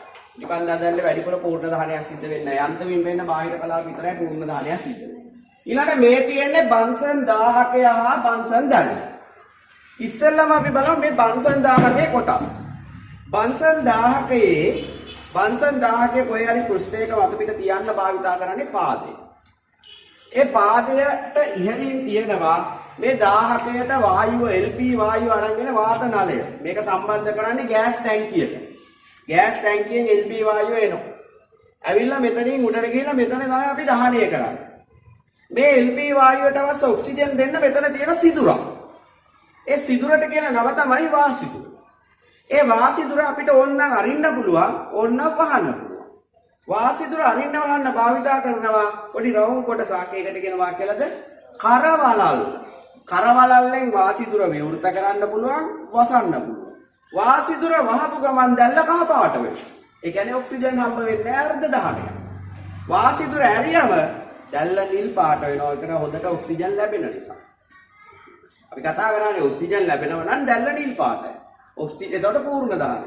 ඔක්සිජන් ලැබෙන්නේ නැත්නම් දැල්ල කහ පාටයි අර්ධ දහනය. ඒතකොට වාසිදුර වහලා අපිට පුළුවන් කහ පාට දැල්ලක් ගන්න. ගොඩක් වෙලාවට බන්සන් දැල්ල නිවනකොට ඉස්සෙල්ලාම කරන්නේ වාසිදුර වහන එක. එතකොට දැල්ල කහ පාට වෙනවා. එතකොට අපිට කටින් පින් බව නිවා ගන්න පුළුවන්. ඊට පස්සේ මේ තියෙන කඳ. මෙන්න මේ කෙලවරේ තමයි දැල්ල හටගන්නේ. මේකේ තියෙනවා කලාප හතරක්. පිටින්ම තියෙනවා අදෘශ්‍ය කලාපය. ඒක පේන්නේ. ඒක සිද්ධ වෙන්නේ පූර්ණ දහනය. මොකද ඔක්සිජන් හොඳට වදිනවා. වටේනේ එළියේ ඔක්සිජන් වදින නිසා පූර්ණ දහනය සිද්ධ වෙනවා. ඊට ඇතුළතින් තියෙන ලානිල් කලාපය හා තදනිල් කලාපය. ලානිල් කලාපයයි තදනිල් කලාපය. මැද තියෙනවා අදීප්ත කලාපය. අදීප්ත කලාපයේදී සිද්ධ වෙන්නේ දහනයක් නෙමෙයි. අදීප්ත කලාපයේ දහනයක් සිද්ධ වෙන්නේ නැහැ. එතන වෙන්නේ මොකද්ද? එතන තියෙන්නේ වායුව. මේ නොදැවුණු LP වායුව තමයි මෙතන තියෙන්නේ. ඒවා තමයි මේ වටේට ගිනි ගන්න. එතන LP වායුව එතන. ඔන්න ඔය විදිහට අපිට ගන්න පුළුවන්. එතකොට බන්සන් දැල්ල පූර්ණ දහනය සිද්ධ වෙන්නේ දැල්ල නිල් පාටයි. ඉතිපන්නම් දැල්ලේ අර්ධ දහනය සිද්ධ වෙන්නේ දැල්ල කහ පාටයි. මේ වටේ සිද්ධ වෙන්නේ පූර්ණ දහනය. දැන් ඕගොල්ලෝගෙන් මම අහුවා. වැඩිම තාපයක් ඉතිපන්නම් දැල්ල කව වැඩිම තාප ප්‍රමාණයක් ඇත්තේ කුමන කලාපයේද? පූර්ණ දහනය සිද්ධ වෙන තැන තමයි මතක තියාගන්න වැඩිම තාප ප්‍රමාණයක් තියෙන්නේ. ඒතර මෙතන වැඩිම තාප ප්‍රමාණයක් තියෙන්නේ යන්තමින් පෙනෙන බාහිර කලාපය. මෙතන වැඩිම තාප ප්‍රමාණයක් නිපදවන්නේ අදෘශ්‍ය කලාපය. දැන් එහෙමනම් බන්සන් 1000ගේ රත් වෙනකොට දැල්ලේ මැදට කරලා රත් කෙරුවට ඉක්මනට රත් වෙන්නේ නැහැ. ඉක්මනට රත් කරගන්න ඕන නම් දැල්ලේ කෙලවරෙන් මෙන්න මේ හරියට තියලා වන රත් වෙන මේ හරියට තියලා මොන හරි දෙයක් රත් කරුවට ඉක්මනට රත් වෙන්නේ නැහැ. මොකද මෙතන තියෙන්නේ නොදැවුණු වායුව. රස්නේ නෙවෙයි. රස්නේ වැඩිපුර තියෙන්නේ මෙන්න මේ හරියට. වටේ. ඒක නිසා හොඳට රත් කරගන්න ඕන ඉක්මනට අපි දැල්ලේ උඩට අල්ලන්න ඕන. මැදට අල්ලලා වැඩක් නෑ. ඒකත් මතක තියාගන්න. මේකෙන් අල්ලලා රත් කරද්දි වටේ දැලි බැඳෙන්නේ නැහැ. නමුත් මේ ඉටිපන්දන් දැල්ලෙන් අල්ලලා රත් කරොත් ඒ රත් කරන දේ වටේ දැලි බැඳෙනවා. ඒක නිසා මෙතන අර්ධ දහනයක් මෙතන පූර්ණ දහනය. ඔන්න ඔය විදිහට අපිට කතා කරන්න පුළුවන් ඉටිපන්දන් දැල්ල හා බන්සන් දැල්ල. හරිනේ?